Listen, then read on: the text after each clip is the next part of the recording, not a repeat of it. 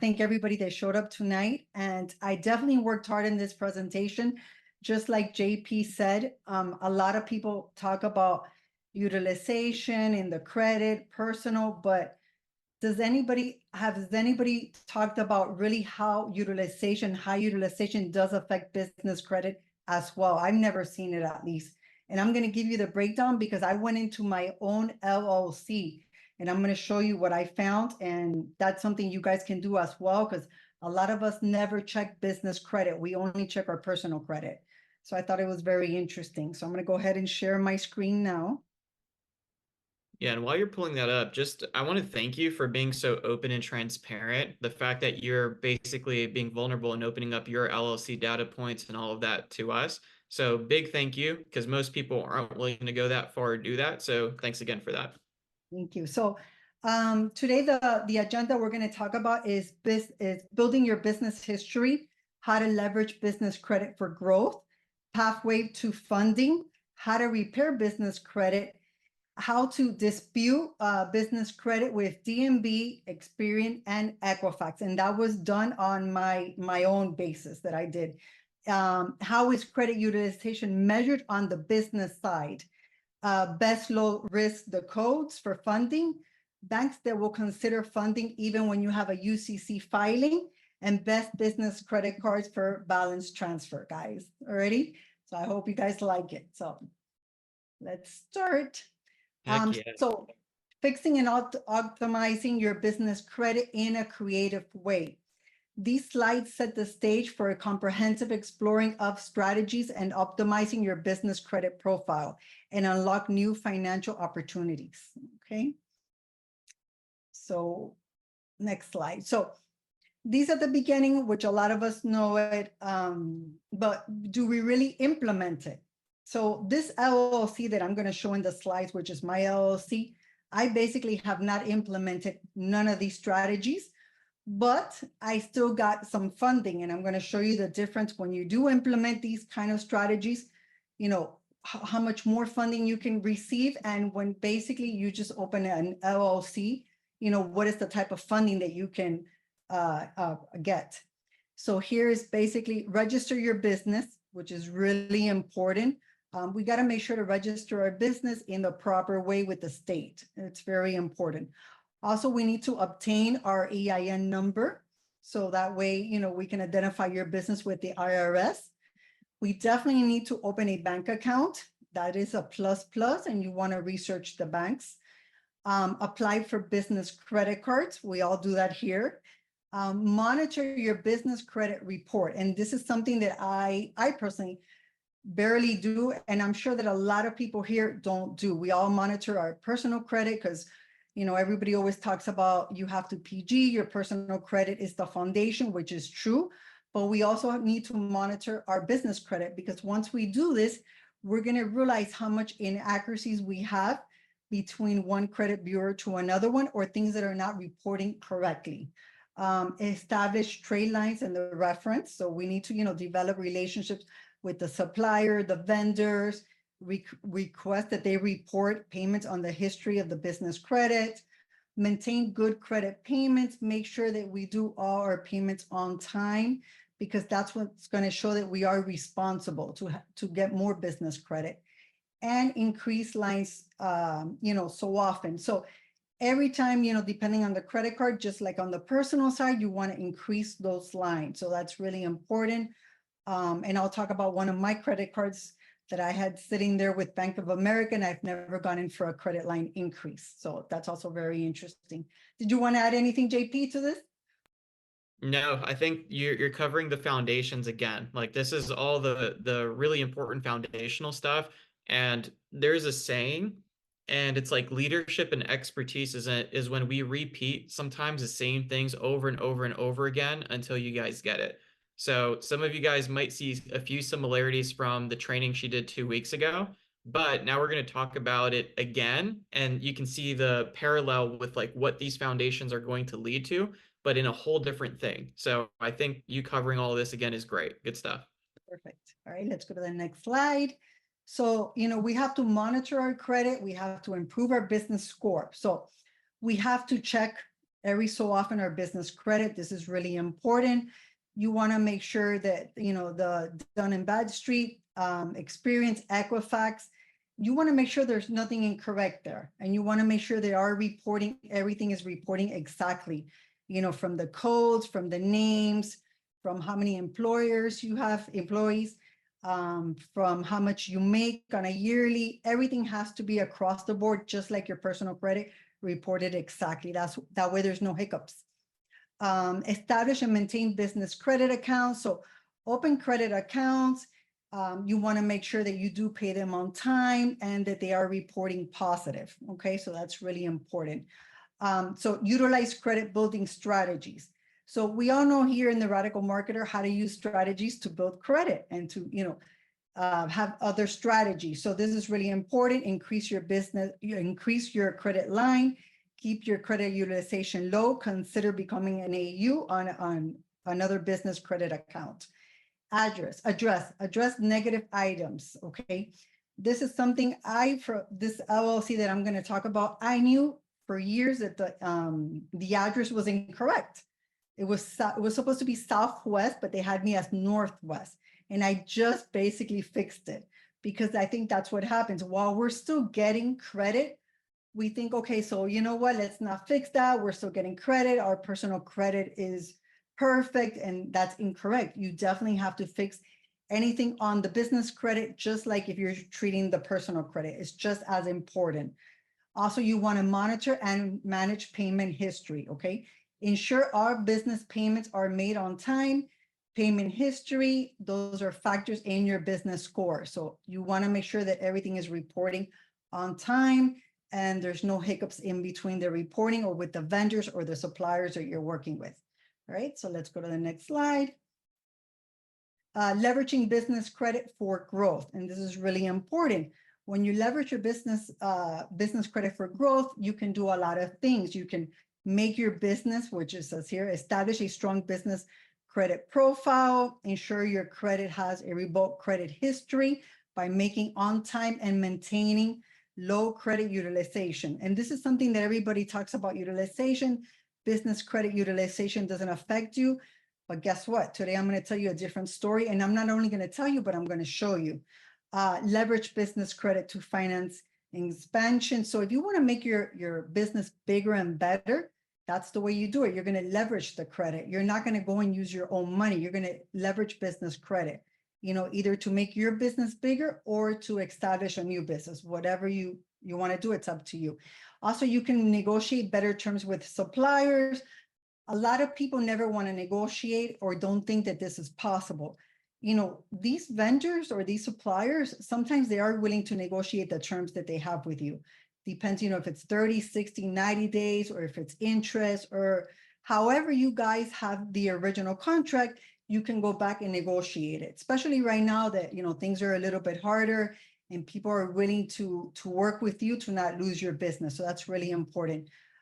Access larger lines of credit. This is really important. As your business credit profile gets stronger, you can often qualify for higher limits of credit, providing that you have financial flexibility to take on the large projects or seize new opportunities. So this is also really important. You don't want to get stuck there. You want to keep leveraging and getting more access to higher lines of credit.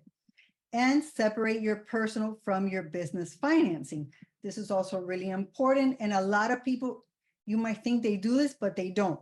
Nope. They're using, you know, business credit, JP, they're using personal, they're going back and forth. And this definitely can create, you know, chaos. It can get you in trouble. And that's why you have the business credit. That way, when you do your taxes at the end of the year, you can deduct all your stuff and all that. That's why you need to keep them separated. It's really important. And a lot of people don't understand this. They play back and forth. And like I said, maybe nothing happens, but it could get you in hot waters. And I think JP wanted to jump in on that. Yeah, no, big time. I just love that you're highlighting a lot of these things in this slide that you have pulled up right now. So for those of you guys that don't know, like me personally, I work with a lot of like 7-figure entrepreneurs and even sometimes 8-figure entrepreneurs in my network when it comes to like fixing their business, optimizing their business, growing their business. I can't tell you the amount of times when you tell people that banks can help them finance expansion, they get scared because they don't understand it. They're like, oh, no, no, no, I'm good.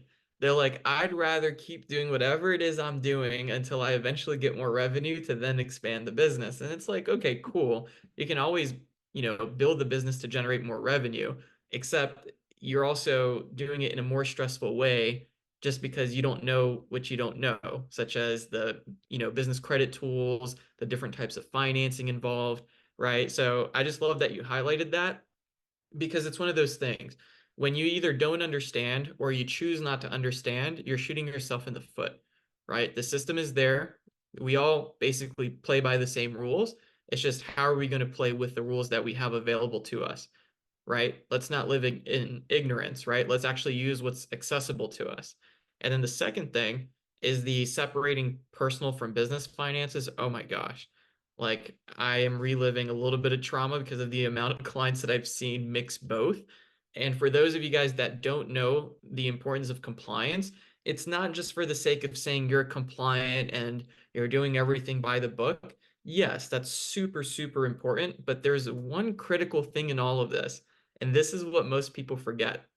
There's something called the corporate veil. When you go get an LLC, you have the protection of the corporate veil.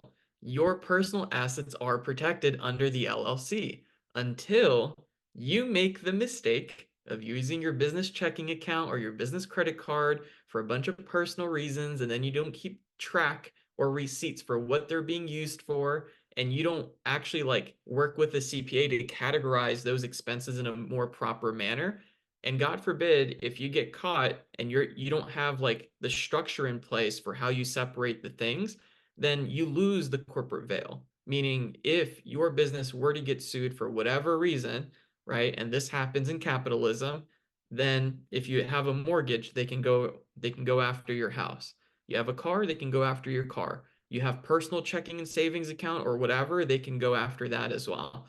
So this is the importance of like separating personal and business. So again, Jackie, these are all really, really important things to highlight. Yep, 100%. All right, let's go to the next slide. So create relationship. This is really important. So when you create, you need to create the relationship with the way you business structure, correct business name, address, email, the number, the code. So whenever you're going to structure your business, you want to make sure to do it from the beginning the right way.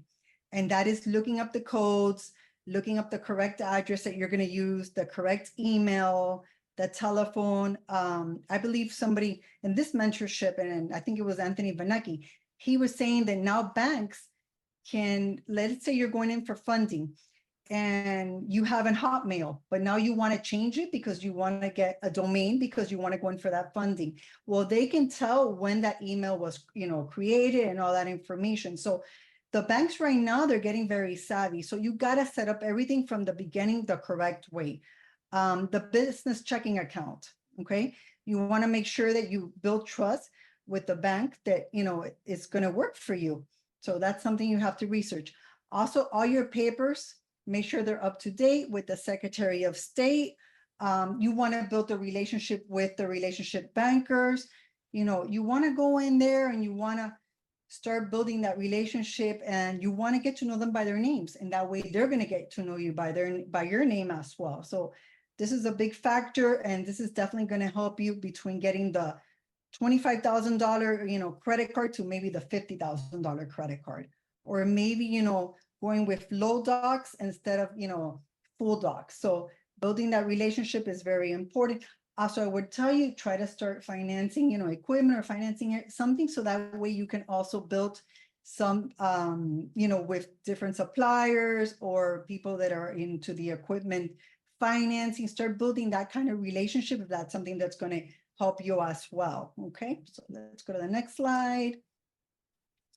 Building business. So building business credit partnership. This is really important. So building strategy partnership can be a powerful way to enhance your business credit profile by aligning yourself with, organization and, businesses that they have a good reputation, because you're going to leverage their credit worthiness. You're going to leverage their opportunities. You're going to leverage their partners. There's a saying in English that says, and it's in Spanish actually, but you can probably translate it. Tell me who you hang around with and I'll tell you who you are. This is the same thing. If your business is aligned with people that, got their stuff going, which, they're definitely in the right path, your business is going to look better as well. So this is something that I would tell you. And this is just like here in the, how we kind of align each other and we try to DM each other and we try to get more information, because you want to also align your business with people that, are going somewhere and improving their business as well. And that way they're going to help you get tips and strategies of how to build your business. So this is really important. All right. Let's go to the next slide. Business funding pathway. You want to develop that personal credit, at least 3 to 5 credit cards, minimum 10,000 to 25,000, 1 short installment, 1 long installment. You want to apply for business credit cards, on the business side, and you want to ask for credit line increase. You also want to build, while you're doing this, you want to, build your business credit, and you want to make it even stronger, okay? And you want to max out those business credit cards, and you want to pay them back off. And I'll show you why later on. So know the rules of the game. Okay, this is really important. Banks that like relationship. You want to go in and you want to develop a relationship with a bank that that likes relationship. You want to research your banks. You don't want to go and open your first bank account at TD Bank, because that TD Bank is going to report to the personal side. So you have to, do your research. You have to understand the game before starting to play the game. Banks that offer their own credit cards. Banks with no documentation, if it's possible, unless you have, everything to show. Banks that do pre-approvals, and you want to organize your paperwork and have everything organized, and you want to start seasoning the bank. So once you have that, bank account, you research the bank. This is the bank. This is the products I want from them. You want to start putting in that money, and showing that you're invested in that bank. That's really important, because that's going to help that bank see, hey, you know what, let's lend them money, because they're definitely invested in this bank. They're putting in money, they have the direct deposit, and they're doing everything by the book. That's going to make you look more fundable. Wouldn't you say that, JP? Wouldn't you think so? Oh, 1000%. I was just going to put it in the chat. We Yeah. highlighted this in the last call as well. Relationship banking is still so underestimated, guys. I mean, geez, like, especially when we're talking about business credit. For example, if your business is cash flowing, go build the freaking relationship with the bank. Be selfish. A lot of people don't do it because they think it's too much of a hassle, right? But here's the thing. It could be a hassle. It could be extra work to do. But if it means you can unlock another 100 grand in funding, I think it's pretty much worth the hassle, right? Migrating bank account numbers, let's say, to merchant processors, right, where you receive payment, and then maybe moving some cash from one bank to another bank. All this stuff, at most, if you're having a bad technology day or something, maybe an hour of your time. So an hour of your time, compare that to literally 100 grand, that's like 100x return on your time. Yep, 100%, 100%. And like I said, and the reason why I mentioned TD Bank is because that's one of the banks that I opened. Why? Because I didn't do my homework. And of course, I went there and they're like, yeah, we can give you, a bank loan. You don't need to provide documents. You just need to open the bank account. But I still have money sitting there. I haven't even closed the account. But definitely, this is not one of the banks that I want to get business funding from. So, you got to know the rules before you start playing the game. And this is really important. So let's go to the next slide. So requirements. A lot of people used to say 680. No. You have to have at least, I'm going to tell you right now, a 720 and up. You have to have at least minimum $5,000 in personal credit, at least 2 years of history in personal credit and credit utilization less than 10%, no late payments, no charge off, no collections. And this is something really important. A lot of people say 24 months. I've actually seen people that had sent me DMs. They have collections, they have charge offs, they have late payments. It's more than 2 years and they're still getting denied, and it's showing that it's something on their credit. So this is really important. Also, normally we say for inquiries in the last 6 to 12 months. Again, this is somebody that I'm helping and has some inquiries that are probably sitting there. Roughly, they're about to come out, but they're probably hurting that person as well. So, you know, the more that we know and the more that we can keep our credit clean on the personal side and on the business side, it's definitely going to help us, because the game is changing. That's all I can say. The game is changing. Everything right now, it's getting more difficult to go into funding. All right, so let's go. How to repair business credit. Okay, so we're going to talk about how to repair business credit with DNB, Experian, and Equifax. And then a question that a lot of people ask, should I rebuild or should I start from scratch? So that is a question, and all depends. You know, it depends what you have in that business credit, or, you know, do you have anything? Should you start just from scratch? Because a lot of people, it's not that they have bad business credit, is that they don't have business credit. And when you don't have business credit, it's affecting you just like if you had bad business credit. And that's why I'm going to show you my LLC.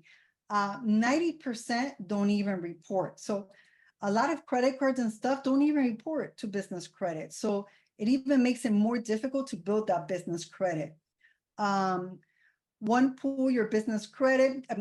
Pull your business credit. You want to make sure to pull your business credit. This is really important. Depends on who you want to, you know, dispute with. Depending on what you find, start rebuilding or fix. So, you know, if you just need to add trade lines or add business credit, then that's what's going to help you build that business credit and fix the business credit. Sometimes you have to fix it because sometimes you find things that are there, they're negative, and you have to dispute. But always remember, you can dispute and build at the same time. You know, business credit, you definitely got to give them new blood. If you don't give them new blood, your score goes down. And I'm going to show you later on. How long does a negative or a positive stay on? I would tell you anywhere between 2 years to 10 years, depending what it is, depending if it's a charge off, depending if it's, you know, late payments, a bankruptcy, you know, what state you're in, but you can calculate anywhere between 2 to 10 years. How do you dispute errors in your business credit? Okay, how do you dispute? So I'm going to show you the different ways that you can dispute. You can probably dispute. I did it online, you know, through their website, but you can probably write letters, you can call them, or you can do it online. I'm going to show you how I did it, and it was online.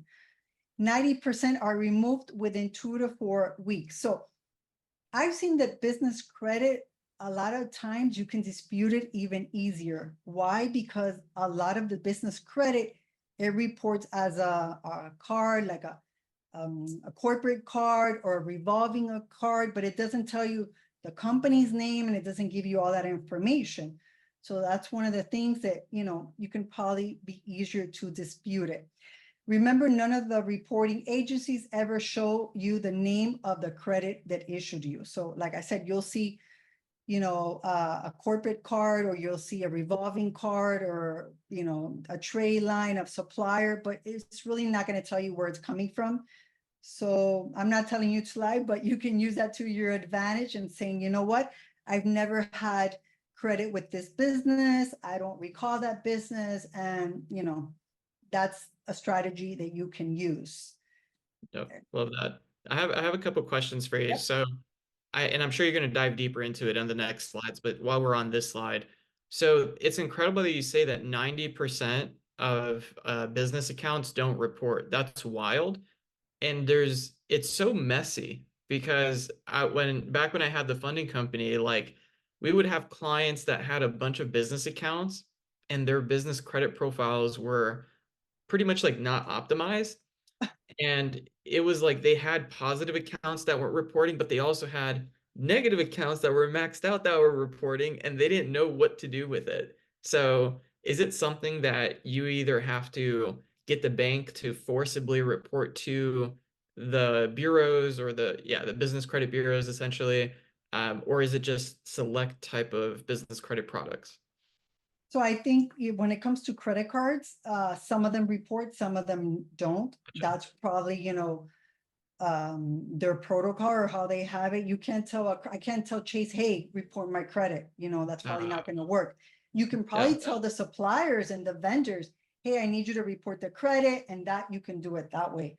But when it comes to the credit cards and the banks and the loans, that's a little bit more difficult. You know, they either report or they don't. Yeah. You know, that's something that, Yeah. you know. So That's you so inconsistent. It's so confusing. yeah. So Gotcha.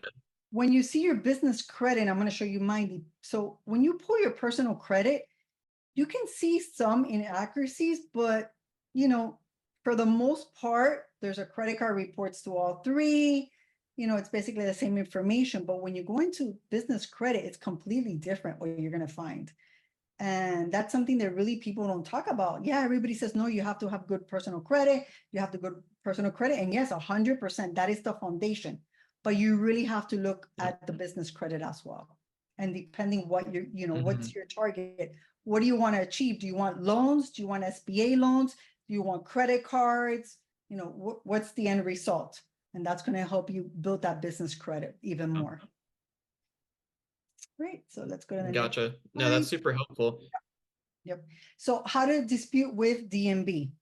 So with DNB, if you have a problem with them, you're going to go to their dashboard. And that's what I'm going to tell you. So this is how I did. I went to DNB dashboard.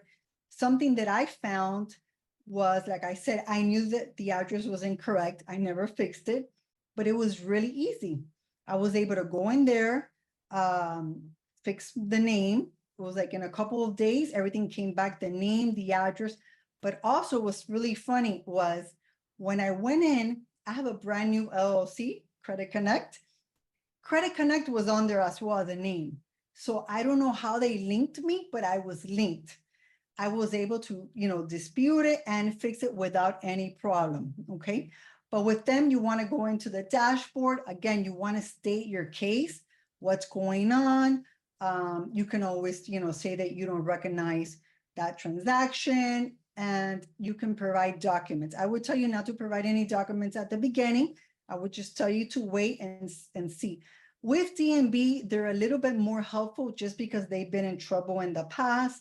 And I wrote it down here. They were in hot water with the FTC in 1978 for providing inaccuracy and misleading information and business reports.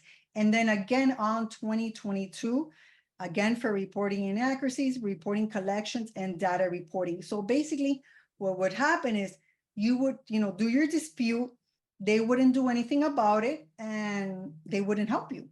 So they definitely got in trouble. And that's something that you can always use to your advantage, knowing that they were in hot waters, and you can always tell them, you know, later on, if you see they're not being helpful, you can kind of just put that in your court. Also, you can say, you know, I've never had this credit. No one offered me that business suppliers, and I don't understand, you know, who this is. That's one way of doing it. You also got to check, you know, the name, the SIC codes, because again, you might have some codes here and they might be different in other, like in Experian or Equifax. So it's really important to see what code you want to work with and make sure that that code is across the board, the same code for everything, the same name and code. So it's really important. Also with DNB, they're going to try to sell you something. As soon as I went in there, like it's one email after another. You don't have to pay anything. Once you get in and you pay something and they create some trade lines, once you stop paying for that, they take those trade lines away. So you can build with DNB without having to pay anything. And I'm going to show you how I did it. Actually, when I went in, I had before an 80 score. Now I went in, I had no score. How did I achieve that score in the past? I didn't pay any vendors. I didn't pay any suppliers. I didn't pay DNB. A friend of mine wanted to get some business equipment. And she asked me if I could report that she had bought equipment from me and vice versa. And that created business credit with DNB. So I didn't have to pay anything. I just had, let's say JP right now has a business, and, you know, he validates a yes that I bought equipment from him. I paid him, you know, cash within 30 days, and that alone created a trade line for me. So that's one way that you guys can do it, without having to spend any money. So that's something that really nobody talks about and nobody really tells you. Hold the phone. That is wild. Okay. So let's run a scenario here. So let's say, I don't know, Jackie, you hire me for consulting, right? Right. So I know that if you're paying for business consulting and I send you that invoice, you can write off business consulting. But you're Mhm. saying on top of that, if I were just to do you a favor and you're like, hey, JP, and we're close, we're not just like, you're not just buying from me, like you're like, oh, like, we have a relationship and a business relationship. And you're like, hey, JP, would you mind just helping me with something? All the invoices I paid for your consulting, can you just report those to the bureaus and you give me the process instead of me like learning it, right? You're like, hey, this is all you have to do. And I was like, okay, cool, Jackie, I'll do it. I'll set some time this week and I'll go do it. So just like that, if I were to help you out, that can start to build your business credit. Is that right? 100%. And actually, at that time, my friend was the one that created the DMV number for me, and I gave her all the information. And then they just called me. They did call me to confirm, and for me to tell them that everything was correct. And this alone built business credit for me. So it's very interesting. Yep. Nice. Yeah, that was a gem right there. Thanks, Jackie. Good to know. Good to Let's know. go to the next one. So Experian. With Experian, your IntelliScore is the most important one.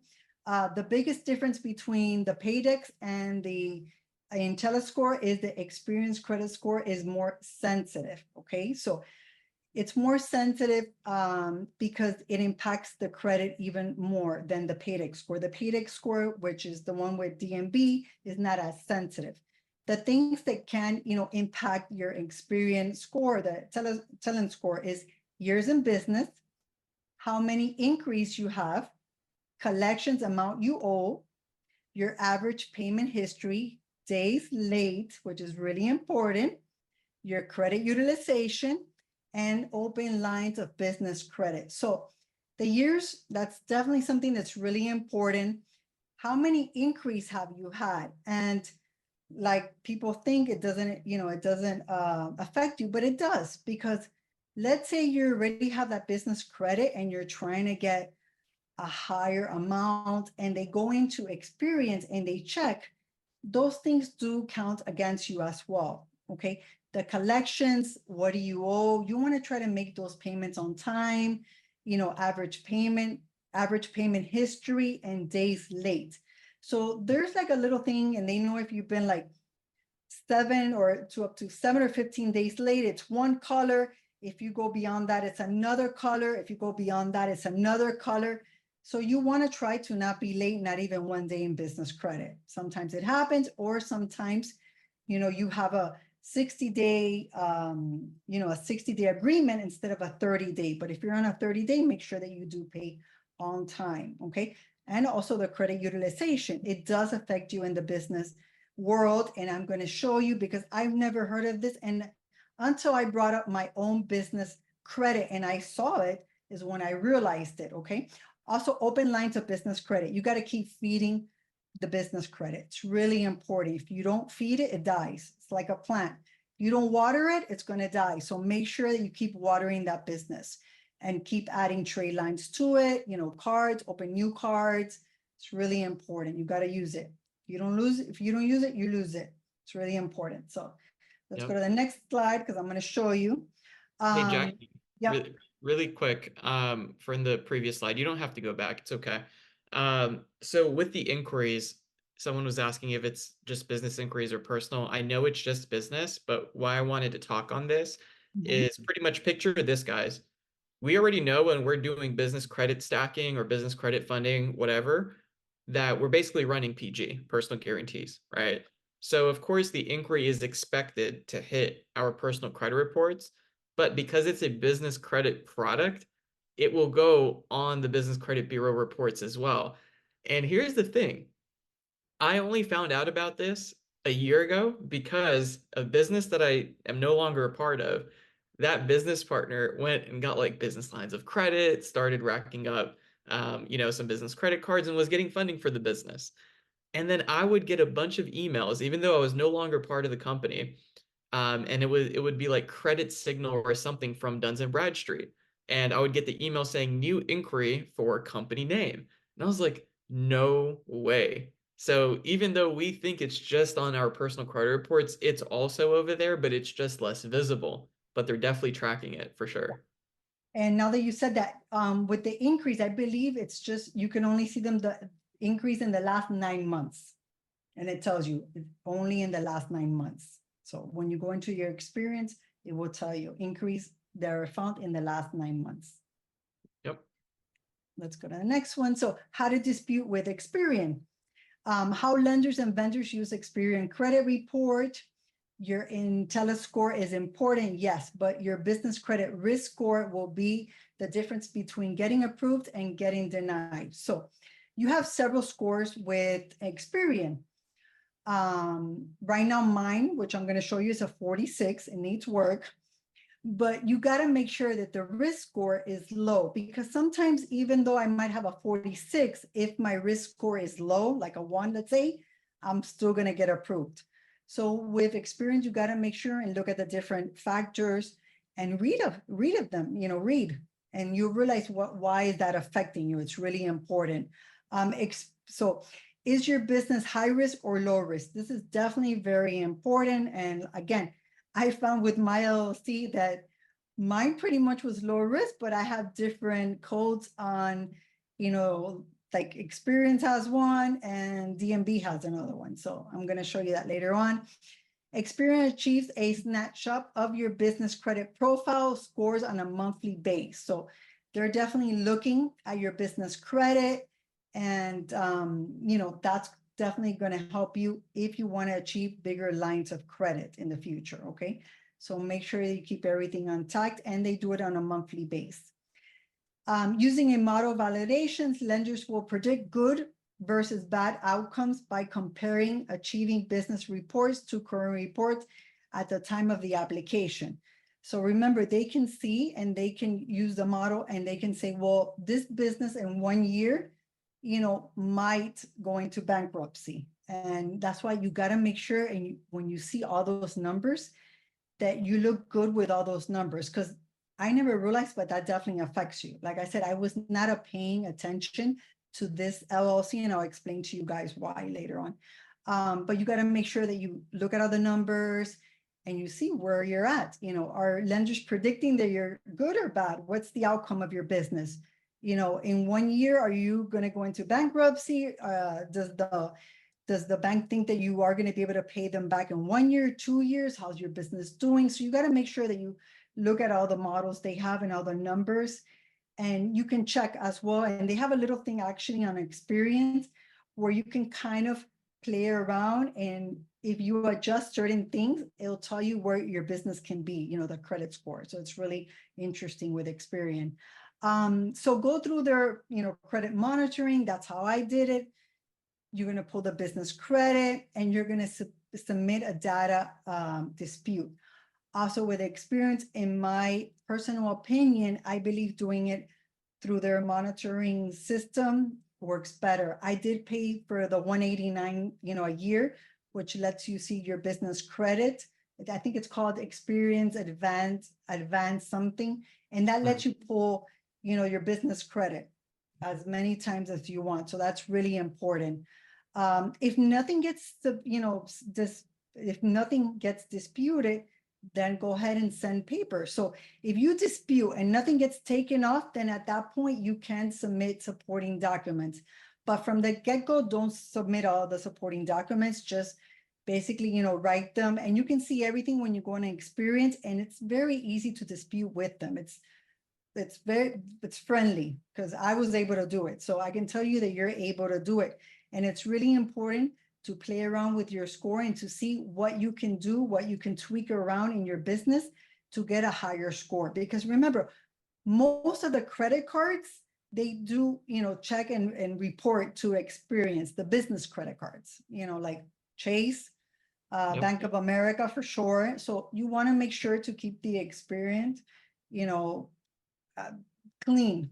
Like Duns and Bradstreet, a lot of people say that that's more, for the vendors or the suppliers and all that. But I would think that, Experience, you want to make sure that your whole profile looks pretty good if you can. All right, so let's go to the next slide. So Equifax small business, this is very interesting. So get credit reporting to Equifax as soon as possible. So Equifax mainly is more for the loans. That's usually mainly who reports more to Equifax. It's the business loans, okay? So you want to make sure to get the report. They will give you positive payment history that will bring your score up. Make sure that you pay everything on time. Lending will look at your credit scores to determine the rates and terms that you're going to be giving. So remember, they're going to look at Equifax to make sure that they do give you higher lines of credit. So make sure to keep it on track. You generally only get reports after being denied. So the only way to get a report, at least what I saw, was once you get denied. And I'm going to tell you, I called them, I emailed them to this email, and basically I told them I had gotten denied and I wanted my credit report. The only thing they emailed me back after a week was telling me that I had no inquiries, and that was it. They closed it. I called them to reach out to them, and as well, it was very difficult with Equifax. But with Equifax as well, the best way to, dispute with them is through their monitoring service as well. Just like Experian, they have the same platform. You can go in there and do it. With Equifax, it's a little bit more difficult to find any information on them. And I'm going to show you later on. I guess when they pulled my credit, because you got to send them like the name of the business, all the information. They didn't find anything. So that's why I think they told me I had no increase. Not having any increase, how can I have been denied? Because that's basically what I told them, that I had been denied. So I guess that's what they figured, and they closed, my email report. But yeah, definitely you can probably, if you have been denied with Equifax, you can probably go in there and get your report as well. Love it. Yeah. And then is the next slide around disputes as well? Yep. What happens if you pay late business credit card? Okay, gotcha. Really quick regarding the bureaus and like submitting your disputes and things like that. Are there any preparation steps before you file your dispute? So for example, on the consumer side with personal credit and disputes, right? You freeze X, Y, Z, do this, and that before you send out your disputes. Is that similar to this, or is that all that other stuff really unnecessary? So you cannot freeze your business credit. Okay. So to my knowledge, no. What I would tell you to get prepared is know what you're going to dispute, know your story, and try to get your report so you can do it. And make sure that you have your story, you want to make sure that you have all your paperwork. Like you said, know the game before you do it, and then go ahead and dispute, so it's really important. Okay, cool. Thanks for answering that. Appreciate you. So what happens if you pay late credit cards, if you pay late business credit cards? In the business world, 1 day late means 1 day late. It means days beyond term. So if you're late 1 day, you're late. It's not like the personal credit. I can tell you that I've been late 1 or 2 days on my business credit card because I didn't understand before how it worked. When I checked my business credit, I didn't see it. But try not to be late, not even 1 day, because it could affect you. And that's something that a lot of people have a question, do personal credit, because personal credit, even if you're late, you might have to pay, the $39. But unless you get one payment with the other attached, it doesn't report 30 days late to the credit bureaus, to the consumer credit. Business credit is not that. Business credit does not give you any, 30 days or nothing like that. So you got to make sure to put that business credit on your automatic payments. It's really important because business credit does report. And like I said, if you go to Experian, you're going to see where it tells you one color, 7 to 15 days, another one 30 days, if you've been 60 days. So it does show up, and it is going to affect you. I believe once you pay 30 days late on a business credit card, that's when it possibly will report to your personal credit card. your personal credit that you did pay late. So you want to make sure never to go over that. Sometimes we do have hiccups in life and we got to pay late, but try to get creative and, never pay that credit card 30 days late. Alrighty, so let's go to the next one, NAV. So what I did was I went into NAV because I wanted to compare my LLC and I wanted to give you the data points. So I went into NAV and I paid the $59. I believe that when you pay the I think it was $59, it does create like a trade line for you.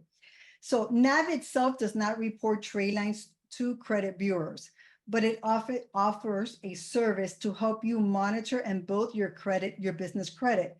However, if you're using NAV Business Boost or Business Loan Builder plans, NAV will report your subscription payment as a trade line to all the major business credit bureaus, including DNB, Experian, and EQUIFAX. So I did pay one of those services, and I already did receive an email saying that something had changed in my credit. So they do report, but again, once you stop paying for that, that trade line probably goes off. But I'm going to tell you of all the credits that I pulled, if you're somebody that doesn't want to go in and look at the different, credits like DNB, Experian, and EQUIFAX, NAV pretty much gives you a comprehensive, report of all those credit bureaus and the business side, and it makes it a little bit more easy to read. So once again, if you don't want to get too crazy and you don't want to pull all those credits and stuff like that, I could advise you to pull NAV and then just read your report from NAV. So yeah, NAV is mad helpful. I like that. Yeah, and I think it's the one I got was $59 a month. But since I'm going to work in this LLC now, I wanted to pull and pay the subscription. So let's go to the next one. So credit utilization with NAV. This is already with my LLC. So I found I have 100% payment, total balance high, 25,000, total balance, current balance, 25. So what does it say? Need improvement. Your current total balance, account balance is greater than 30% of recent high credit balance. This can be showing that it's a financial instability in addition to decreasing your business credit score. So it's telling me to pay down my balance to improve my score. So this is a credit card that I have. I actually have, I believe, $55,000. But it's reporting basically that I'm above 30% and it's bringing my score down. So a lot of people always talking about credit utilization doesn't count. Well, it definitely counts because it's showing me right here that it counts. So we think, yeah, we can get business credit, we can max it out and it's not going to show anywhere. And that's incorrect. That's why you hear of a lot of people saying, I'm maxed out on the business side.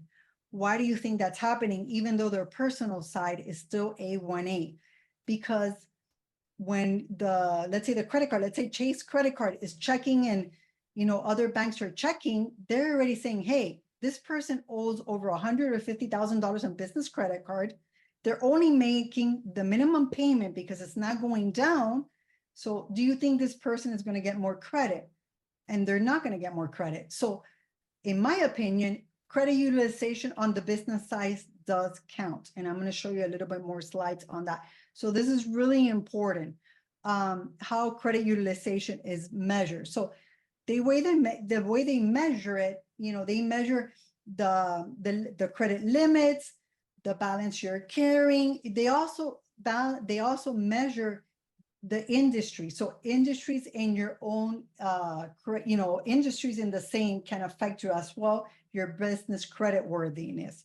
If you have any delinquencies, all that's how they measure it. So it's really important to make sure to keep that utilization down. You can bring it up, but make sure you bring it down. And if you're ready to go in for funding, you have to find a creative way, probably with those cards that don't report to business or personal, to hide that credit utilization on the business side, because they're definitely going to see it. It's there and it's in black and white. I'm going to show you on my credit. So credit utilization, it's the radius of the business current credit balance to its credit limits. It's calculated by dividing the total outstanding balance by the total credit limits across all accounts. Impact on credit worthiness. A lower credit utilization ratio typically is below 30%, indicates that a business is managing its credit well and is not over, borrowing fund. So it's not over borrowing. High utilization above 50% can be signals that your business is in trouble, which may negatively impact your credit score and the ability to secure additional funding. So I'm at 30%. I need to be below 30%. But when you're at 50%, that's already showing that your business can be in trouble and you don't know how to manage your funds. So I've never heard anybody talk about this. I've always heard everybody talk about it, the utilization on the personal side. No, credit utilization counts. Why do you think so many people talk about the ghost cards or the cards that don't report or the phantom cards? I mean, there's a whole bunch of names for these cards because, yeah, they don't build business credit. Well, you're able to hide that business credit and you're able to transfer it there while you do your business funding plays. And this is something that if you don't know, you're going to max out that business credit and then you're not going to be able to get no more business credit. So you definitely have to know how to play the game. Once again, you got to know the rules before you start so you don't get yourself into trouble. 1000%. Yeah. We got a question here, Yeah. and it's relevant to the slide real quick. Yeah. For everything you said around this, can you see that on Nav's like mobile app, or does it have to be on the desktop? On both. I saw it on my phone and I saw it on the computer. Yep. Okay. Perfect. Thank you for that. You're welcome. Let's go to the next slide. So revolving debt.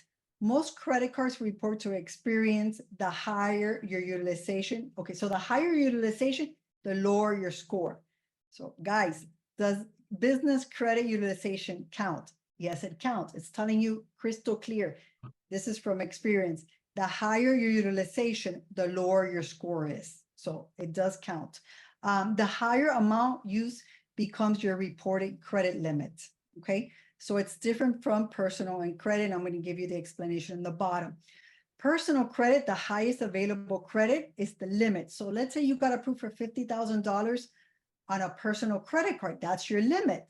It doesn't matter if you only use $5,000. You still show that $50,000. Business credit is not like that. And this was never explained to me. I figured this out when I went in and I saw my own LLC and I saw what was going on. So business credit example, your business is approved for $50,000, okay? You spend $25,000, you make a payment of $2,000. How would this report? So how does it report? Is it going to report that you have $50,000 and you only use $25,000 and you made a payment of $2,000? So you should be, half of your utilization.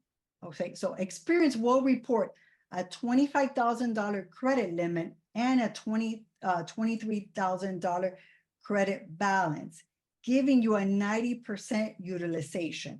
So in business credit, even if you get approved for $50,000, unless you maxed out that card for $50,000, it's never going to report on your business credit. Yeah, exactly. You guys didn't know that, right? I didn't know. Whoa. Yep. That, can you say that again? That just, that was a moment right there. I feel like there's probably other people just like me right now. Can you go through that one more time? Yeah. So let's say you're approved for $50,000 on a business credit card. Let's say Chase, that does report to Experian. Unless you max out that card, unless you maxed it out, they will never report your credit line at $50,000. They're only going to report whatever you use. So if you only use $25,000 out of a $50,000 credit limit on the business side, they're only going to report $25,000. And if you only make a payment of $2,000, it's going to put you at a 90% utilization. This is really important, guys. Nobody has been teaching this. And like I said, I realized this when I went into my own credit report for the business side. When I went in and I saw that I owed $23,000, I kept like, what credit card, what business credit card do I have at $23,000 that is 100% maxed out? And I kept thinking until I figured it out and I started doing my research. So this is really important.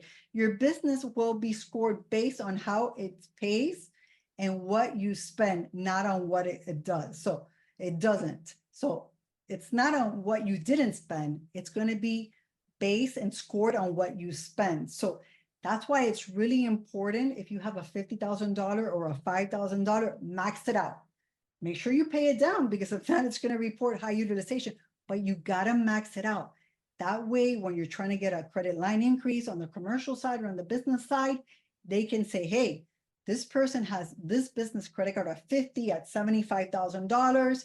And you know what? They have a 5% utilization. They have a 10% utilization. That means that they know how to, manage their funding, their expenses. Their business is doing good. They know how to budget and they're responsible. That's definitely going to make you look fundable. And these are things that people don't teach you. We got to learn the hard way. So definitely this is a plus to understand that business utilization does count. It's a real thing and it counts. So you guys got to go check your business credit and see where you're at. This is a critical slide right here, and I have one more thing to add. So in my previous businesses, they were big enough to where we would go to the fintech companies, right? The financial technology banks, such as Brex, Mercury, and things like that. Now, when you go to the fintech banks, they have a very interesting business credit product, and I'm sure some of you guys are aware of it. You get a business checking account with them, and when you get that account with them, they actually kind of give you a credit card as well, except it's not like the traditional credit card process. It's based on the average balance of cash. So, for example, if I had $100,000 in cash and I normally had an influx of revenue coming in at $100,000 a month, they would allow for a credit limit of $100,000 or whatever the average is, sometimes even higher. Like if you consistently bring in a certain amount of cash flow in, they'll either match it with a credit limit on the card. So it's not a business debit card, it's really a credit card, right? And then sometimes they'll even increase that limit by 2.5x, sometimes even up to 10x, because corporations, they leverage these fintech companies as well, and they're definitely getting 10x limits, right? But here's the thing. When your average balance drops, so does your credit limit. And on top of that, if it's reporting in any way, you're basically reporting a maxed out credit card in certain situations. Because let's say you get let's go with the lesser number, because not everybody is going to have $100,000 worth of expenses. I want this to be very relatable. So let's just say it's $20,000. Your average cash in the fintech bank account is $20,000. So then Brex or Mercury go and give you the credit card limit for also $20,000. Now, out of that $20,000 of average balance and the credit limit, let's say you have like $10,000 to $15,000 in expenses every month, right? Software expenses, payroll, what have you. Now, all those expenses are reporting on the credit card itself, meaning it's like, yeah, the credit limit looks nice, but it's also working against you. So that's something to consider with everything Jackie just said, and pay very close attention to those type of credit products. Even though they're mostly common with fintech companies, you never know if banks are going to start introducing some of these products as well. So there you go. Yep. Jumping onto that, those are the cards that you don't need credit for those cards, because they're based, like you say, on the revenue that your business is bringing, those corporate cards or business cards. Yeah, I've seen them. I've seen them before. All right, so let's go to the next slide. But yeah, this is a very interesting slide. And like I said, I've never heard anybody talk about this. Everybody always says that, credit utilization on the business side doesn't count. And it's a misconception. So definitely you got to pay attention. All right, so company information experience. So this is my my own LLC, and this is what it's reporting on Experian. So 3 employees. There was nothing here, corporation. In the industry, it was considered low. Your company has been classified as a medium risk industry. These are the codes I found. So 6531, real estate agent and management. And then I found this one as well, which is the officers of real estate agencies and broker, and yearly revenue at 402. So I've never provided experience with this information, but definitely they got this from somewhere. So it's really important, again, to check your information, because what I see here is not what I see in DNB. And what I see in DNB is not what I see in NAV. Even though the Experian and NAV got really close, there's still discrepancy. So you guys got to go in there really and check that business credit and put everything aligned correctly. That way you guys have no hiccup. Just like the personal credit, you want to make sure that when you're applying for something, everything is correct across the board. I know sometimes it's tedious, it's a pain in the butt, and we all think that just having, perfect personal credit is everything, and it's not. Because if you want to get higher lines of credit, or you want to get suppliers, or you want to get loans, you got to make sure to set yourself up the correct way from the beginning. When I set up this LLC, like in 2009 or something, I didn't know what business credit was. So, I just put anything on there. But now that I realized, I'm like, hey, I got to go back and fix it. And I'm going to tell you why I haven't really paid attention to this LLC, but I'm going to tell you in future sites. So yeah, you want to make sure to check, see what's reporting. You want to see the classifications, it's a high risk or a low risk, and you want to make sure that you set yourself up correctly from the get-go. All right, so let's go to the next slide. So NAV Credit Health, okay. They did report 46. That's the same thing that I have in experience, that my LLC needs some improvement. My business needs some improvement. But look at the difference. Here I have high impact 600,000 in NAV. So that's what my business is doing yearly. But here on experience, I have 402. So right there, there's a discrepancy. Here I have high impact, 13 years, 4 months, time in business was excellent, but I was also missing a lot of information. Trade lines unknown. So that means that even though I had trade lines on experience, I couldn't find them on NAV. So you gotta make sure to get in contact with, the credit agencies, and you gotta make sure to align all your information correct, and you gotta monitor it. It's not just do it and forget about it. No, you got to check it and see that there's no hiccups in 3 months or in 6 months, and you got to be on top of it, just like we're on our personal credit. I mean, that is if you want business credit, and that is if you want to leverage your business credit, to get higher amounts. So it's really important. Also, I did one here. So your company, this is with DNB. DNB, again, like I said, it was reporting the address incorrectly. DNB actually has several names of when I first opened the LLC, which I had my father's name as well and my daughter's name. I totally took that off years ago, but it's still reporting. I was able to go in there, fix it, no problems. So I did find these little trade lines here. Cash account, 501 a month, pays, on time, 2,500, pays on time, 1,000. I don't know where this came from, because the only time, like I said, that I've contacted DNB was when my friend needed my help, and we kind of created our own business profile with DNB. But what I do realize is last year I had a paydex score of 80. This year I have no paydex score. Why? Because I haven't had anything new. So you have to have at least 2 trade lines reporting in order to have a paydex score. So that's really important. And like I said, you don't have to pay anybody. I just told you how to do it. If JP and me, we own our own company, I can basically say that I am buying supplies from him and he's buying equipment from me, and that's going to create trade lines. Also, look, there were some trade lines here and I don't know where they're coming from, but this is really important. Also with DNB, I didn't see any UCC filings, no public filings or anything like that. I do have a UCC filing on this LLC. So that's really important. I did see it on Experian.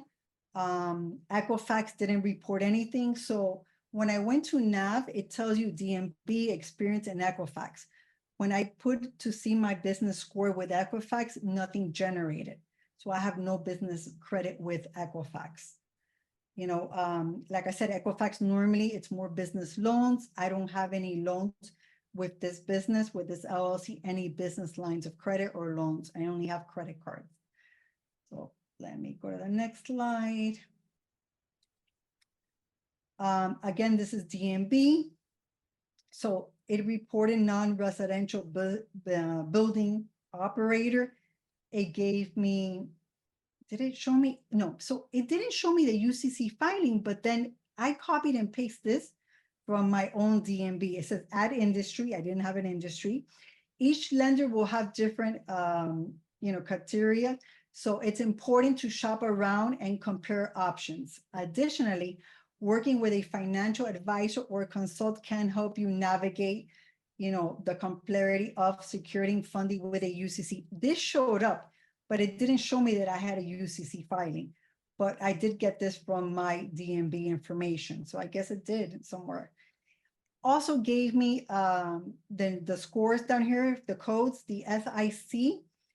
This one gave me a low risk. This is completely different from what I found in NAV and what I found in Experian. So NAV and Experian pretty much have the same code, and DMB has a completely different code, which it's even a better code because it's considered low risk compared to other real estate categories.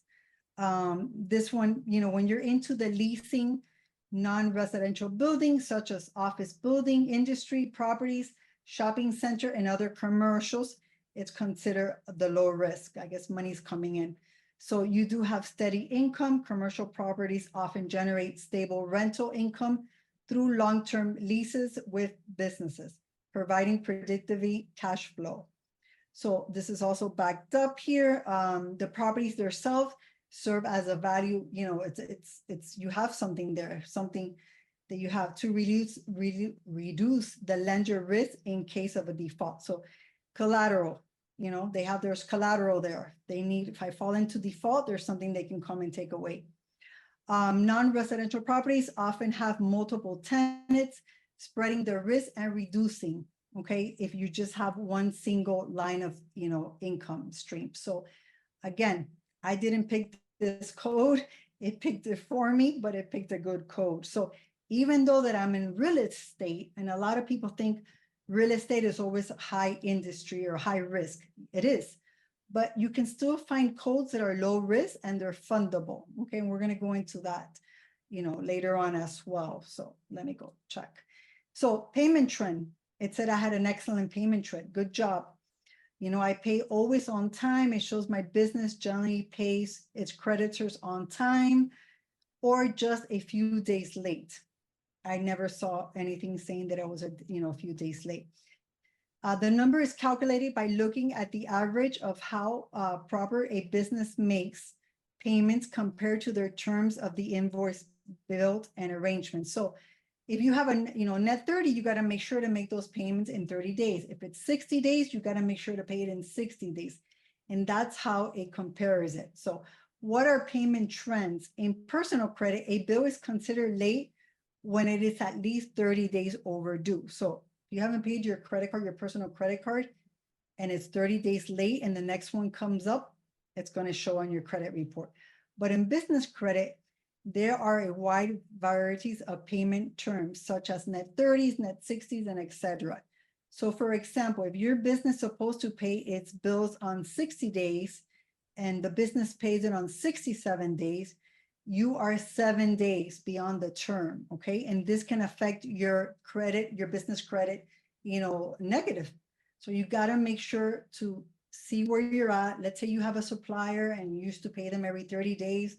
And right now your business is struggling, call them, make arrangements with them. Let them change those terms to 60 days. Let them work with you because it does affect on the business credit, the way you pay. You want to make sure to pay on time because all these little things that nobody talks about, they do affect you, especially when you want to go in for like I said, loans or lines of credit or SBA funding, or even your business credit cards. You want to make sure, that everything's on point. So this is really important as well.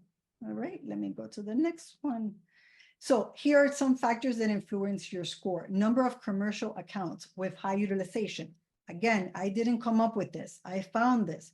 Okay, number of commercial accounts with high utilization. What is this telling you? It's telling you that business utilization does count. It does affect you. So regardless of what people say, it does affect you. I just showed you that it does affect you and how it works. So you got to make sure to maintain that utilization low, especially when you want to go in for funding. Let's say you're not ready to go in for business funding and you're maxed out, and those are cards that do report to business credit. Okay, fine.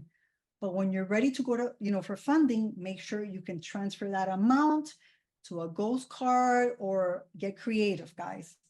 But you cannot have it there when you're ready to go for funding, because I've heard a lot of people, especially on this mentorship, say, hey, I'm maxed out on business funding. This is exactly why, because the credit card saw that they already got limits across the board. They're making the minimum payment and their utilization as 90%, 100%. Do you think you're going to be fundable?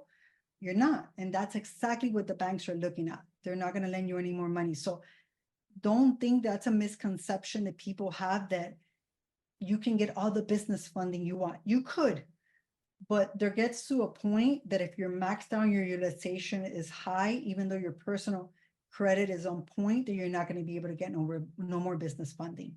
Number of recent, active commercial accounts, really important. Keep feeding it, keep watering it. If not, it dies. It's like a plant. Number of active commercial accounts within the last 12 months. Number of commercial accounts with net 30s, 1 to 30 terms. Balance on high credit radius for commercial accounts. So again, that's, has to do with how much you have on the card and how much you owe, how much you're using. It's really important. Risk associated with the company.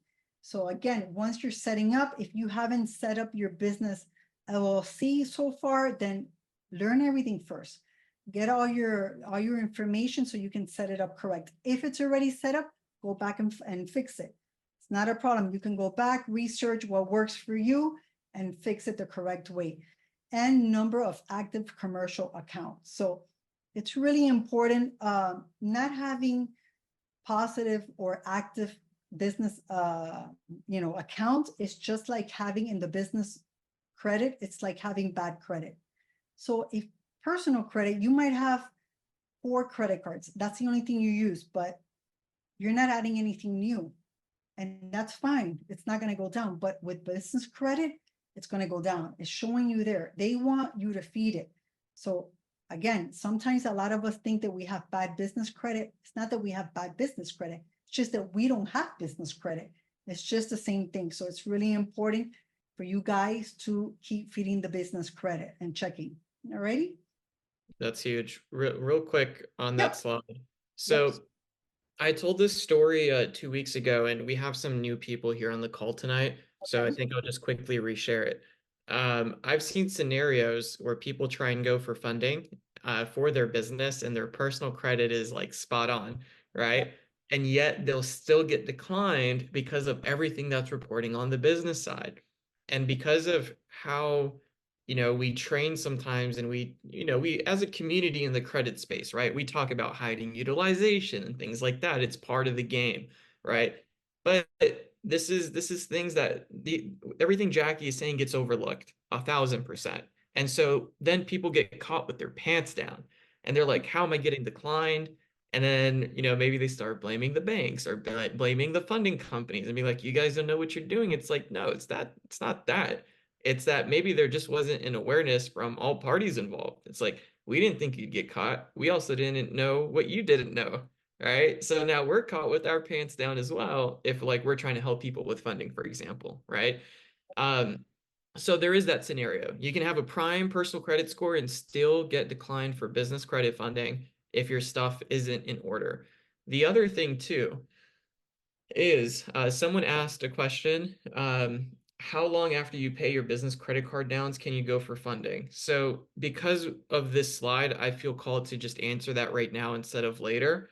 So business credit reports, and Jackie can attest to this, they don't update the same way as personal credit reports do. Sometimes they take longer, sometimes they go quicker. And so what you would want to do to answer that question is before you go do funding, basically follow Jackie's process, is go make sure the things are reporting. If you've paid down your business credit cards, go triple check that they're reporting that way. And if nothing is is reporting, then that might even be for the best. It's almost like you don't want to trigger a reporting almost, right? Unless you're trying to show the banks that you have an extensive profile, then of course you want it to report and you would want to explore the possibilities of how it can be reported. Or the other thing too is you would have to get clear if that bank does report or doesn't report for that specific business credit product, just like Jackie was saying a few slides back. So those are all the things you would want to do. And once you get clear, right, again, knowing the rules of the game before playing the game is go make sure all that stuff is taken care of before you go through funding. And then Sharam is asking, should you pay DNB Credit Builder? Does it make a difference? Sharam, we talked about this earlier. I think you came in a little bit after. Jackie, do you want to address that really quick? Yeah, so I personally wouldn't pay for it because whenever you pay DNB, what happens is, yeah, they can report some trade lines, but as soon as you stop paying, they're going to take them off. So there's other ways to create trade lines with DNB without spending any money. I don't know if you heard me, but my friend and I, we did it. She basically reported that she was buying equipment from me and I was paying, she was paying me in 30 days cash. And that created trade lines for her and I. So there's ways to create trade lines without giving DNB your money. For me, it doesn't make sense, to be honest. I'd rather maybe, you know, pay a supplier and spend $100 in supplies a month and get something than just pay DNB. So I hope I answered your question. And going to what JP said about business credit, yes. And that goes with anything. Anytime that you're going to apply, you want to check your credit first. So let's say you pay off your credit, your business credits, check. Let's say 30 days, check. Sometimes it could be before that, sometimes it could be after that. But you don't want to apply for any more business credit until you check and you saw that that utilization is low. And of course, you do want to apply for business credit that does report to experience because you want to build that business credit. But if you know that you're going to get maxed out on a business credit and you're not going to be able to pay for it right now, either two things: either you're not going to go for funding right now, or you're going to look for a card that is a ghost card or a phantom card or something like that, because it will affect you. It definitely will affect you. So you got to know, you got to know the game.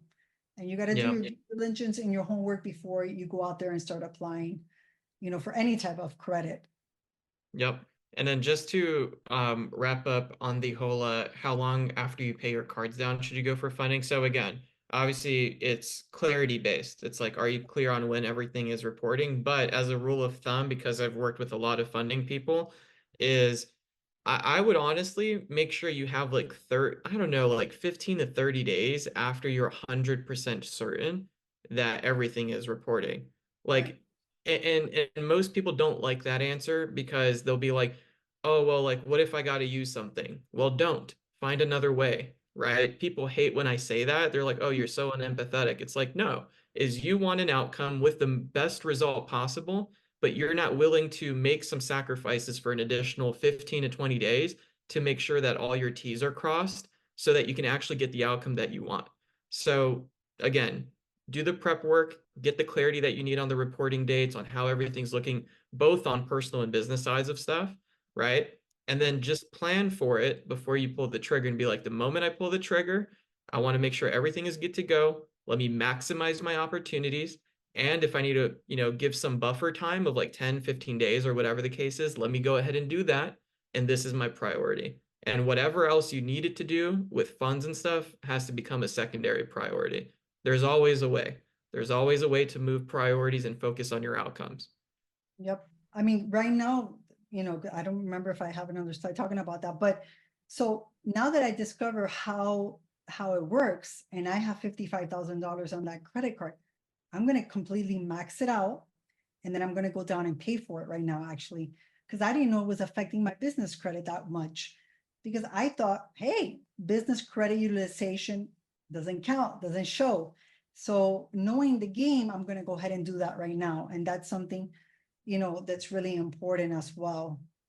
But yeah, so let's just go on to the next slide. Love that. So these are the codes that I found for my LLC. So experience, I put the code here, 6531. Real estate agent and broker, DMB 6512, operations of non-residential building.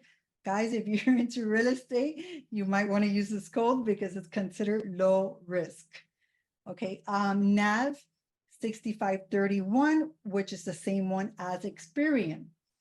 And NAV code gave me a little bit, no, it's just the same. Offices of real estate and management. And so, no, Experian, I'm sorry, gave me the same number, but it says here, real estate agent and broker. In NAV, I did find 6531, but it says officers of real estate and management. And this is DMB. So I don't know how they came up with these codes, but they came up with codes. It's definitely, it's definitely into the real estate. The company is definitely into real estate, but they came up with these codes. And even when I applied for my Chase card, which is basically when I first heard Rad through YouTube, and I went and I applied and I did everything he said, and I got $55,000 funding with one credit card just by the information he gave for free on YouTube. That's why actually I came in and I joined the mentorship. I was like, wow, how much more can I get? I remember filling that application, but I had no knowledge. And I remember it asked me about a code and I put something in real estate, but who knows what I put because I didn't know the game. So it's really important to understand how it works and know the game first. So just wanted to show you, this is basically my LLC.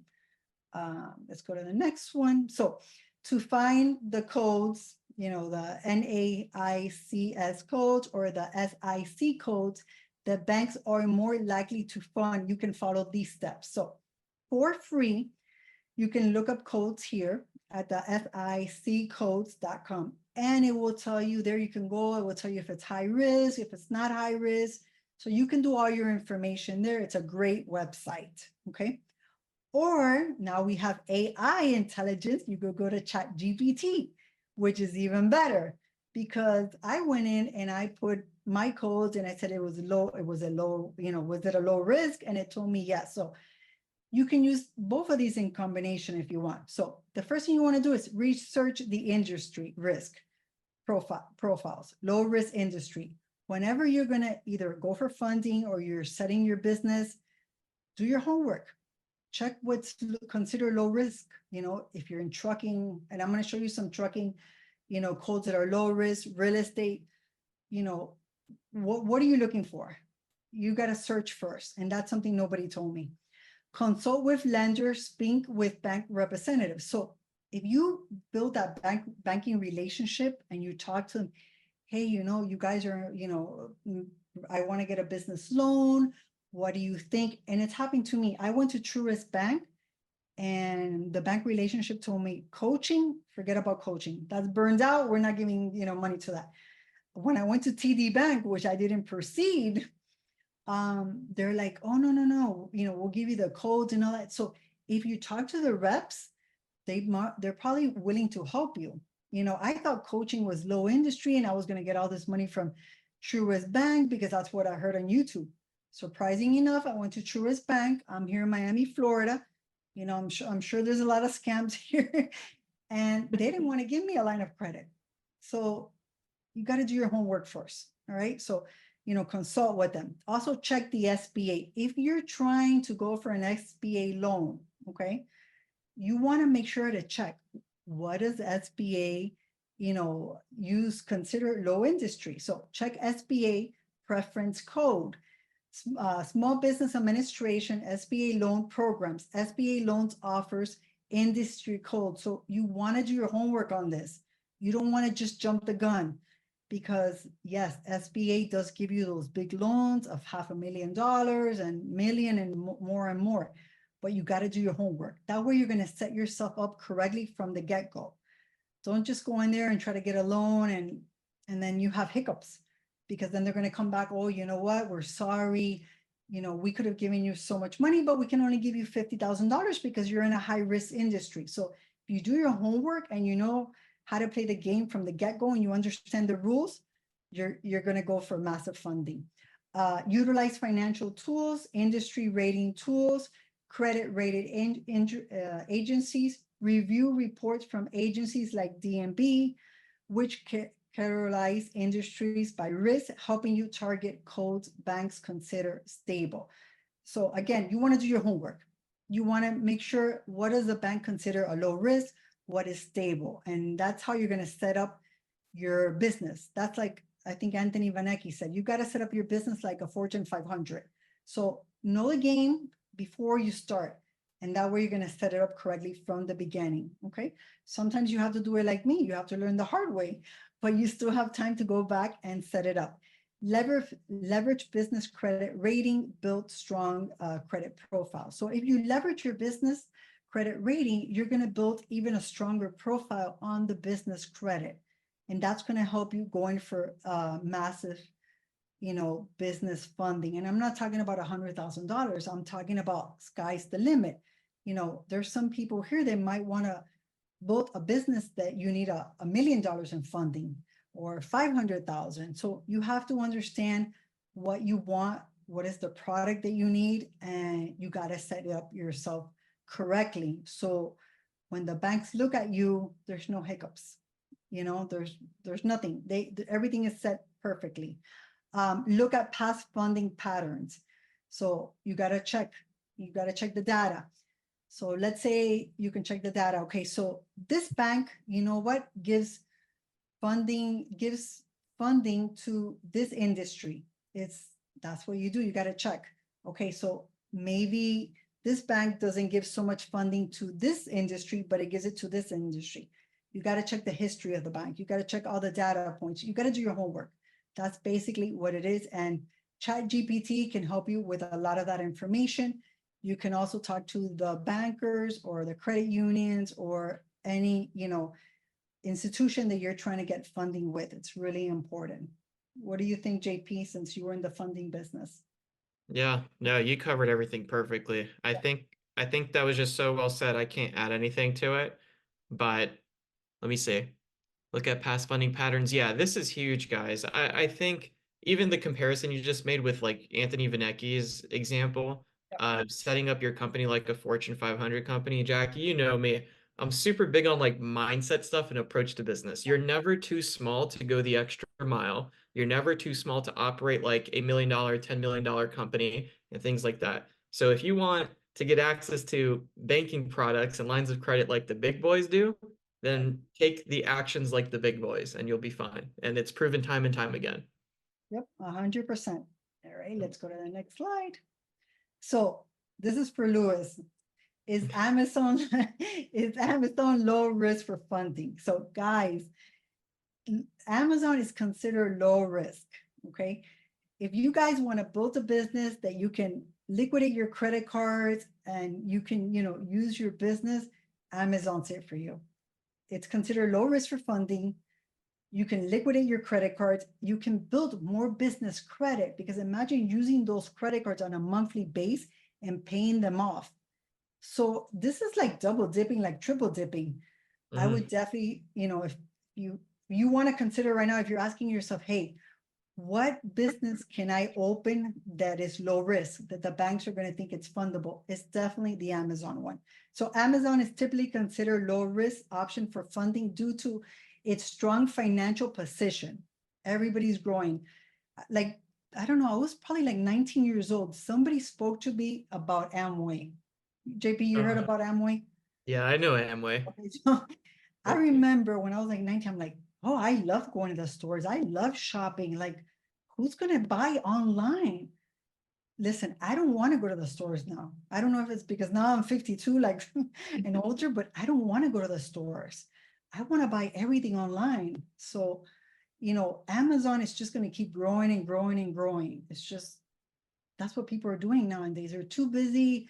There's too much hustle and bustle, and they want to order everything online. So there's revenue, the revenue grows, the domain market presence. It has a diversity business model, includes e-commerce, cloud computing through Amazon Web Services and other vendors, which provide multiple streams of revenue. This diversity, along with its large customer base and global operation, makes it stable investments for many. However, the perceived of risk can vary depending on the type of funding and broader economy conditions. While Amazon is generally low risk market, you know, you can have some regulatory challenges or competition pressure could impact the perception over time. Listen, guys, if in COVID, when people were not working, didn't have money, were dying, were sick, Amazon grew, I doubt it's going to come down, to be honest. So, No. you know, if you guys don't have a business, but you definitely want to get into business funding, you want to work from your home, I would tell you, hit up Louis. Just like Rad says, he's super safe. And, you know, just because I've had a lot of patients that are Asian people definitely are their words. They don't have to sign a contract. Whatever they tell you, that is word. So you definitely want to trust Louis and get in that business funding with him and that Amazon. Let me go to the next slide. So for Amazon or similar e-commerce companies, you would typically use the following codes. And I put here some low risk codes. This one is electronic shopping and mail order house, which is the NAICS. Guys, I'm sorry if you hear a noise, but my air conditioner broke today. So this code is 454110. And the SIC code is 5961. Is the mail order. So it's the catalog and mail order house. These codes are categorized under industries that conduct retail sales via the internet. And they usually fall into low risk categories due to the nature of the business model, focusing on e-commerce rather than physical retail, which can carry higher risk. So again, where do you think I got these codes from? ChatGPT. So you got to use everything that's out there to your advantage. And ChatGPT is definitely a gem. It can help you with so many other things in the business and credit space. Let's go to the next slide. So example of low risk codes for banks.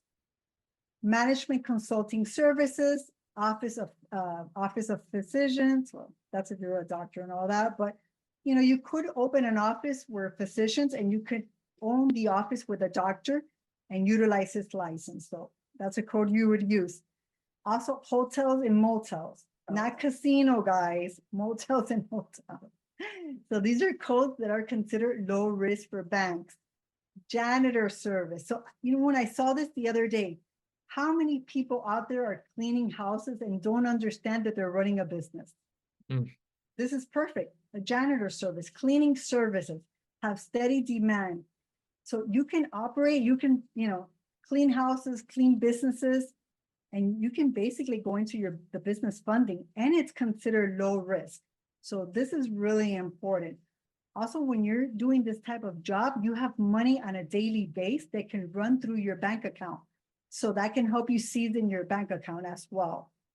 Other personal service that include personal service like pet care, wedding planner, those are all considered low risk and typically have prediction of cash flow and low financial risk. So again, wedding planners, pet service, if you do nails, that's what personal service is. If you do nails, eyelashes right now, they're in style, you know, I pay 100 and something for these, and the girl does them like in an hour and something. That is money that's coming in, and you can leverage that to season the bank account. So it's basically understanding, you know, how everything works and comes together. All right, let's go to the next one. So in real estate, trucking and construction industry, certain codes are considered high risk due to the factors like the market violation, you know, other regulatory issues, and the operation and the complexity Here are some examples. So these basically are considered high risk. Flips, if you're into the flipping of the houses, you gotta use a different code. That's, there's different codes that you can use, but this is definitely one that you cannot use. Also, if your office is real estate, this sector is sensitive to marketing, especially during real estate slumps when demand for appraisals can drop significantly. So these are codes that you want to stay away. Also codes for trucking. So trucking, these categories involve the transportation of goods that require specific handling. So anything that you're carrying in a truck that has hazardous material is definitely going to be considered high risk because of the violations, the insurance, and like I said there, the complexity. Also another one is freight, except use goods. So trucking, local, similar to long distance specified freight. Local freight involves high risk due to the need for specialized equipment and safety guidance. So again, I got this from ChatGPT. There's high risk and there's low risk, but you can find low risk for construction. You can find low risk for trucking. It's just going out there and doing your homework. Let me see. So this is construction. This is considered, I believe, low risk for construction, new housing for sales. This includes developers building homes for sales, which can be highly risky. Oh, no, sorry. This is also highly risky due to the market. So large upfront money that you need and exposure. Sales, preparation, construction. This section involves preparing the site for construction, including demolition and extracting. So these are also considered high risk. These industries often have a lot of challenges like market fluctuations, high capital investments required, and complex. And there's a lot of rules for this. So the banks are going to consider this high risk. And I know there's a lot of people here that does the flipping of the houses. You can find another code to help you and you can still be in the real estate. For trucking, so these are for low risk.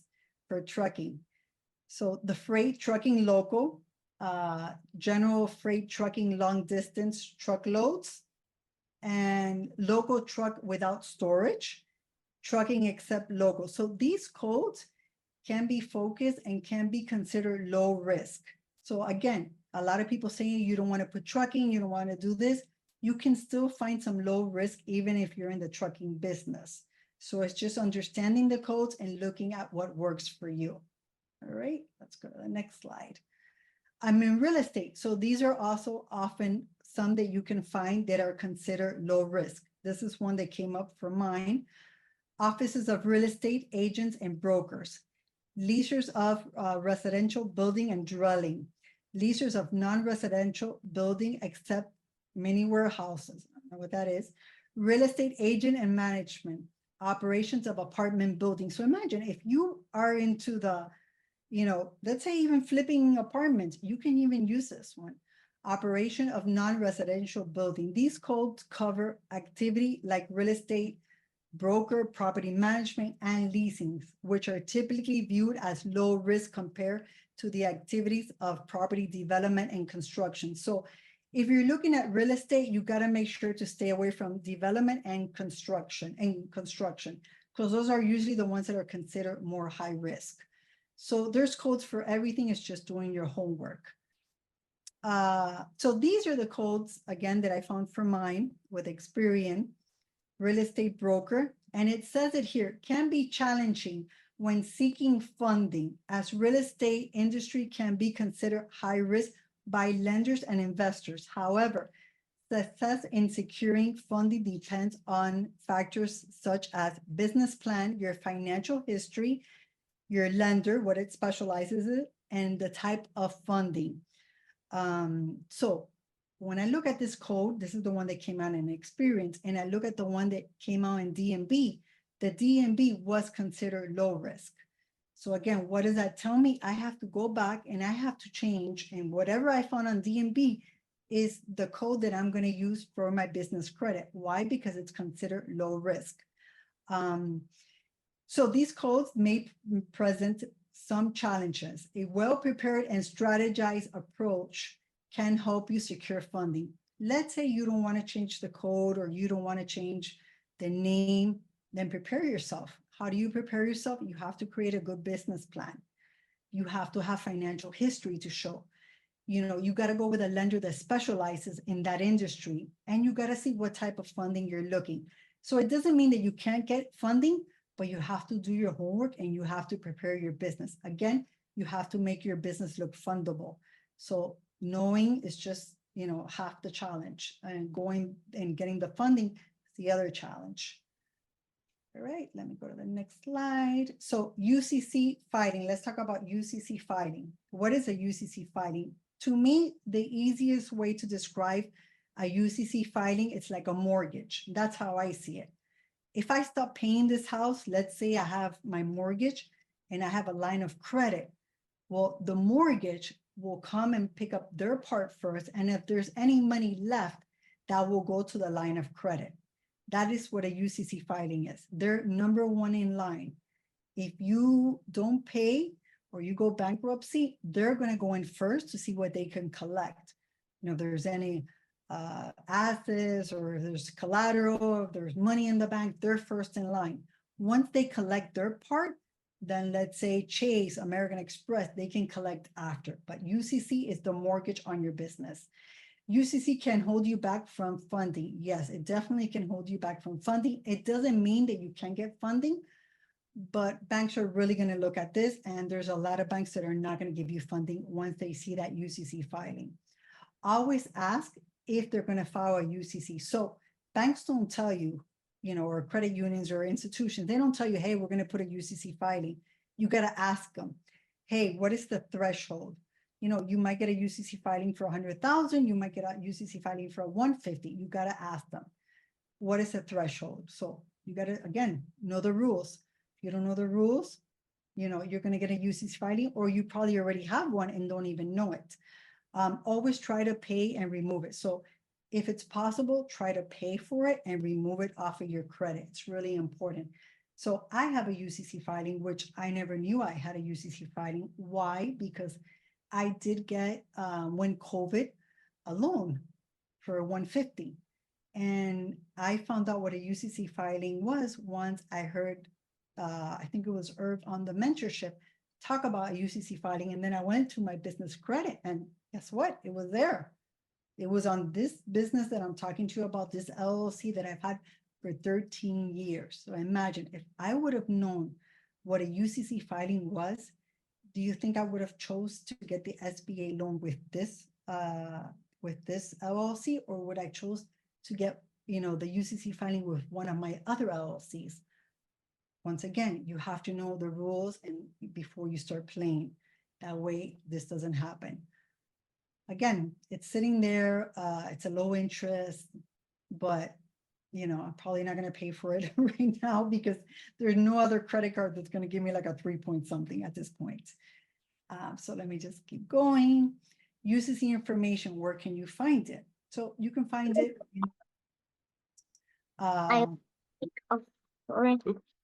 There we go. So you can find it if you go to your state, okay? The UCC, well, my UCC filing, okay, UCC information with your Florida state. So I went to my state and I put up how to find my UCC, and it was right there on Sunbiz, okay? I'm in Florida, so I guess depends where you're at. The Uniform Commercial Code UCC filing process was processed on October 2001, okay? What is the vendor's responsibility? So what was the SBA's responsibility? Filing the UCC, the forms, the photocopy, and the certified request, and database ability. So visit the Florida Secure Transaction Registry for forms, filing, searches, copies, and certificate requests if I wanted to. Sorry, Ma. Can you please put this at the table? Sorry. So besides that, I did find it in Experian, and you saw that DNB also talked about the UCC filing. So again, you can find it. There's probably a lot of people that out here that don't even know what a UCC filing, but definitely if you got an SBA loan, I believe of $100,000 or more, you have a UCC filing, you just don't know about it. So go back and do your homework, do your research, because it's going to be there. And this is why probably with this LLC, I haven't really worked on the business credit because of the UCC filing. So the UCC filing is going to count against me if I want to get business loans, but I've been able to get that business credit card with that UCC filing. And when I go into my app for Chase, it's already, I'm already approved for 2 other Chase cards, even though I have the UCC filing. So I believe that the UCC filing really, it counts against you when you're going in for the loans or lines of credit, but not for the credit card. So I can still leverage this LLC to probably get at least $150,000 or more in business credit cards, and even maybe some loans, because there are some institutions that are willing to work with you. But I have to go in and structure everything correctly.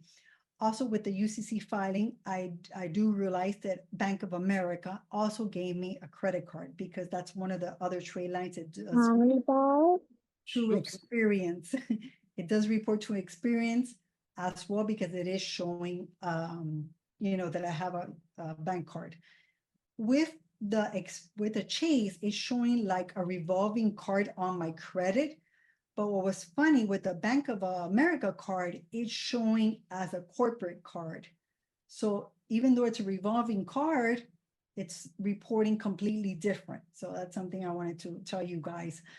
With the Experience shows a business card. With the American Express, it reports under where it says small business financial exchange, and it shows as a commercial card, but they do both report in Experience.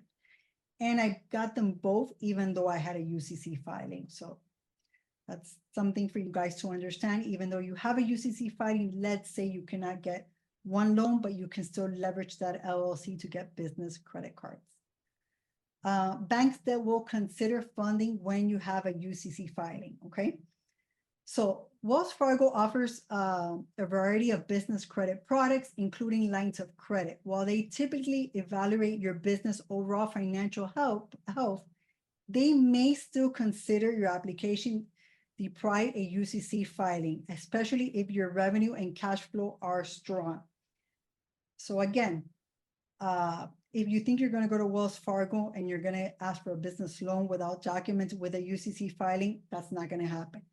But if you do have, your ducks in rows and you have the information to show it, you have money coming in, yeah, they could consider you to give you a business loan, even though you have the UCC filing. But you're probably going to have to go in there with full docs, okay? Just to give you an example. U.S. Bank. U.S. Bank provides business lines of credit and term loans. They may be more flexible in their lending criteria if your business has a solid track record and financials, even with a UCC filing in place. Once again, you have to have your records, you have to have your financials, but they might be willing to work with you. So if you're a person that has everything on point, you still probably can go in there and get funding because they realize that, let's say you have a UCC filing for 100 or 150, but your business is bringing 300,000, 500,000. They know that if you default, they're probably still going to be able to go in there and collect some collateral or some money or anything. Okay, so that's what it means. PNC. PNC offers business credit lines and term loans.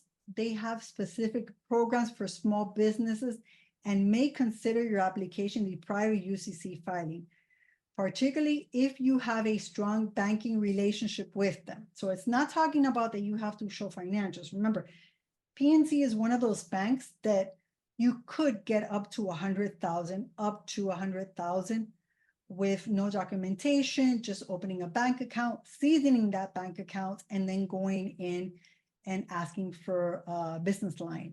You might not get the whole 100,000, but they might do a counter offer. It all depends what they see that's going into that bank account and what relationship you have with them. Do you have business credit cards? How long you've been with the business checking account, how long you've been in business. You got to build a relationship. That's why it's really important knowing the game before you start.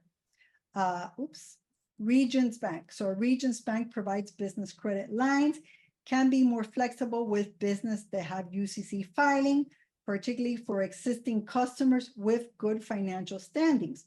Again, existing customers. What is it telling you? It's telling you that it's based on relationships and financial standing. So it might be that, you know, you have a good relationship with them, but your overdraft every month in your account, you're not going to get that business line of credit, especially having a UCC filing. So you got to be crystal clear on what you want, what product, and set yourself to go after it. Let's go to the next slide. Again, banks that will consider funding. So TD Bank. TD Bank offers business lines of credit and may be willing to work with businesses that have the UCC filing, especially if other financial indicators are positive. So TD Bank is one that I definitely don't recommend. Remember, they do report to the personal side, but what is it telling you there? Let's say you don't have another choice.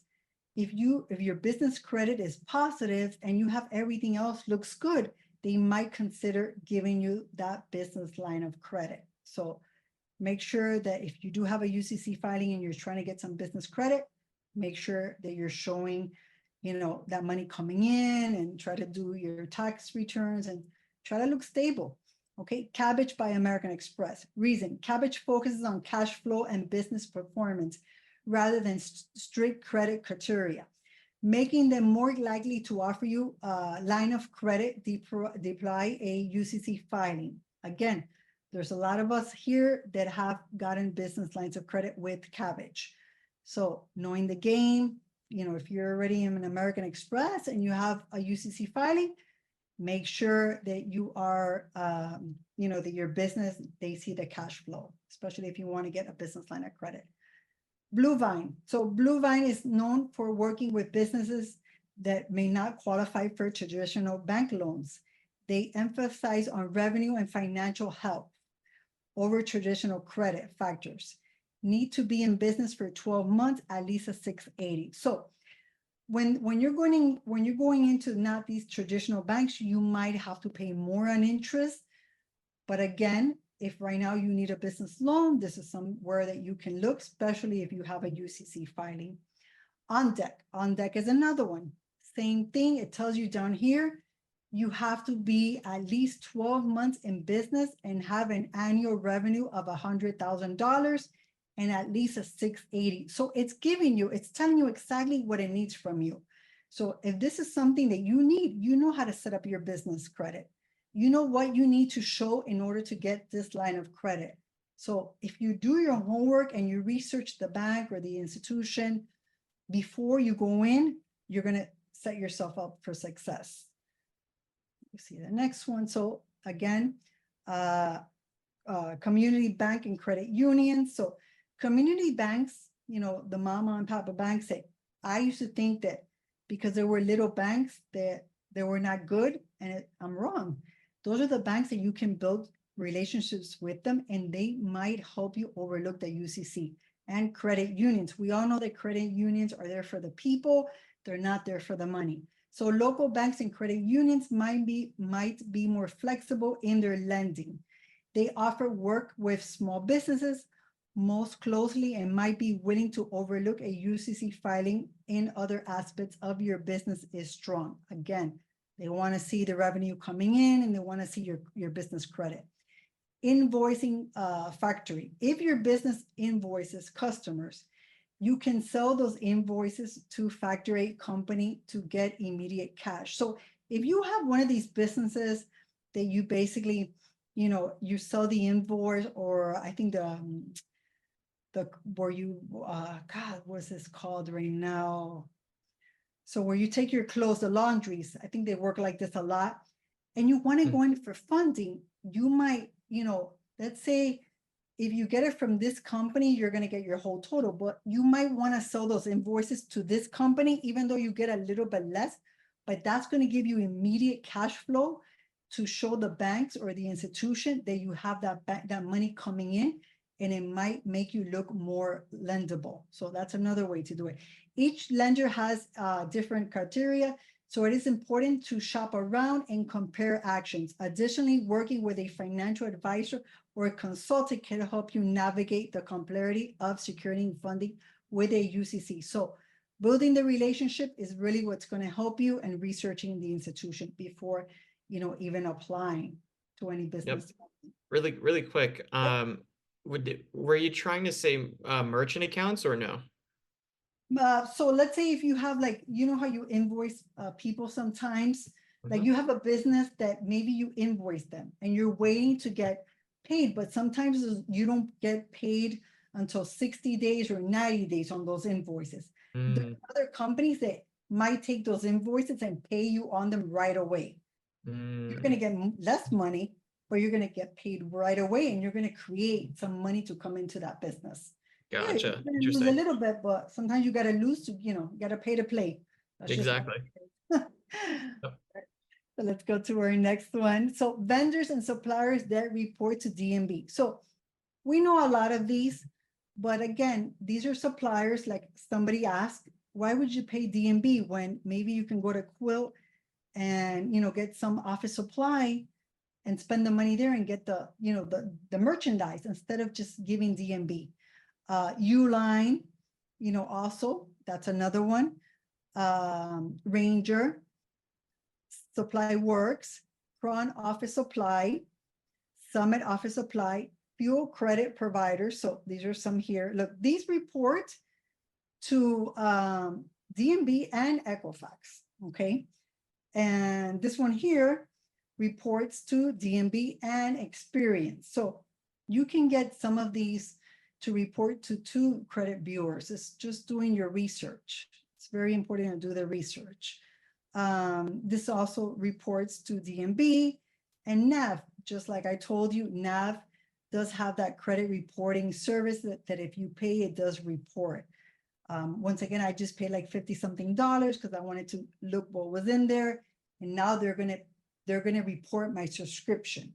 So that's really important. I'm probably not gonna keep it. I'm gonna keep it now 2 or 3 months until I set up this LLC how I want, and I make sure that everything is reporting correctly. And then I'm gonna go ahead and cancel the subscription. So it's really important just doing your research.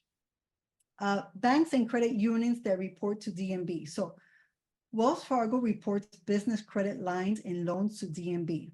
Okay, Bank of America reports business credit card use and loans repayments to DMB. So I have Bank of America credit card. I don't have a loan with them. I did not see it on DMB, but I did see it on my experience. So that's really important. This is the one that reported as a commercial card. PNC reports business loans and lines of credit. You see, no credit cards. Capital One, their Spark business cards and loans typically reports to DMB. US Bank reports business credit cards and loans. How to find more vendors? Ask vendors directly. So you can ask, hey, the vendors, hey, do you report to any of the credit bureau? That's another way. And let's say you have a vendor that you're buying stuff from them. Talk to them, say, hey, can you call DMB, or can you give me the information? Talk to them, see if they can report. And that's another way that you can build business credit. So when setting up your trade account, ask if they report to DMB. Credit monitoring service like Credit Bulgers by DMB allow you to manually add trade reference to your vendors and don't automatically report. This right here, like I said, I added trade lines and I didn't have to get anything from DMB, just calling them, and then they'll call the other person to confirm, and that did build a trade line with DMB. So that's really important there. All right, let's go to the next one. So understanding debt to income radius for business credit application, okay? That's another thing people don't talk about, debt to income radius. Applications to business credit, while DTI isn't typically held to the same 30% standard as credit utilization, a lower DTI is still favorable. For business loans, lenders generally prefer DTI radius under 40%. Through this can vary by lender. I would tell you to try to stay under 30% if it's possible. This that says here 40%, it's like when they tell you you can come in with a utilization of 30%. We all know you need to be underneath 10. So I would tell you, keep your debt to income under 30%. Loan approvals, business that manage their credit well and keep their debt levels manageable reflects by the DTI and utilization radius, are more likely to be approved for loans and credit lines. So we all know that because you look more fundable and it shows that you can control your debt. Example, so I put an example here. Let's say your net income, what comes clean into your hands is 5,000. Your expenses, so everything you paid is 2,100. If you put 2,100 divided by 5,000, it gives you a 42% DTI. This is how you calculate it. So you know that this person is above the DTI. So again, when you're filling in an application and it asks you the DTI information, do the calculation. Don't just come up with any number. Do the calculation. You know that you have to be at 30% or under. That's going to make you look good on paper. So knowing all these little information, that's what's going to help you get funded. What do you think of that, JP? The debt to income. Yeah, I think debt to income, it's just one of those things because we get so hyper fixated on the utilization stuff that we forget about debt to income. And then whenever we get that beautiful decline letter in the mail that talks about debt to income, we act all surprised, like, oh, how dare them decline me for my debt to income. It's like, guys, it's literally part of underwriting criteria. Just because most of us here have learned how to get past through some of the underwriting stuff, it doesn't mean they're not going to find something else to hit us with. So in debt to income, if you really think about it, it's prioritized based on economic cycles as well. So when the economic cycle is up, they don't care about your debt to income ratio because they want to lend, right? But when the economic cycle is going down, they're going to hammer you on the debt to income and you won't even know it. So don't be surprised with those things on the decline. So just learn to prioritize it a little bit more. And if you want to even go super high level, debt to income ratio is also just financial management. So think about it for yourself. If you were a bank and then you get an applicant or like a customer or a client and you see that they're basically underwater, would you work with them? Yes or no? Most likely not. So the same rules apply to us. So it's like you want to be incentivized to structure your finances, to structure your business revenue, your income, what have you, in a way that just looks amazing. And you get all the benefits from managing a really healthy debt to income ratio. So just from a psychology perspective, look at it from that lens. Yep, 100%, 100%. And like I said, this is a lot of people don't understand how this works. And when they fill the application, they put something as soon as, let's say you're because it's not that they're looking at manually, but let's say that for some reason that application jumps and there's a manual review and they look at what you put and you're asking to get $50,000 when basically your monthly is so high and all you're bringing is $2,000 a month, you're not going to get approved. You're not going to get approved. Or even if you do get approved, I'm sorry, JP, if they do a manual review in the future, your credit line might be slashed. So it's really important understanding that's how it works. Yeah, 1,000%. And just one more little data point on manual reviews. Manual reviews and staffing versus algorithm applications also correlate with economic cycles. I've never talked about this. I guess it just never came up until we got into this conversation. But back in my banking days, I can confirm that that was a thing. So when economic cycles were positive, they didn't care to have staff for manual reviews. It was all automated, or not all, but most of it was automated. Everything was AI, algorithm-based application decisions, and things like that. The moment that economic cycles would change, all of a sudden there's more staff. All of a sudden there's more manual reviews. And then just like Jackie said, you were spot on with that. Not only during the economic cycles do we have more manual reviews, but if your account for whatever reason gets manual reviewed once, more than likely your account will have a manual review again, either for the same credit product or for the new credit product. So don't sleep on those little things. Yep. All Yep. right. Go to the next slide. Does where you live make a difference? So this is a question that a lot of people have. And a lot of people think that where you live does not make a difference. It does make a difference.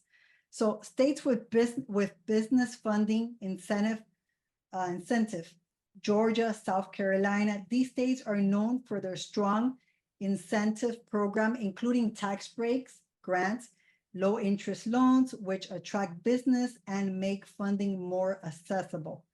Florida, where I'm at, with no state income tax and growing economy. Florida is another top state for business funding and growth opportunity.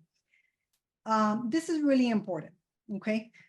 If you live in this state, or if you live in a state, or if you want to create a foreign entity, you got to study the state where you're creating the foreign entity.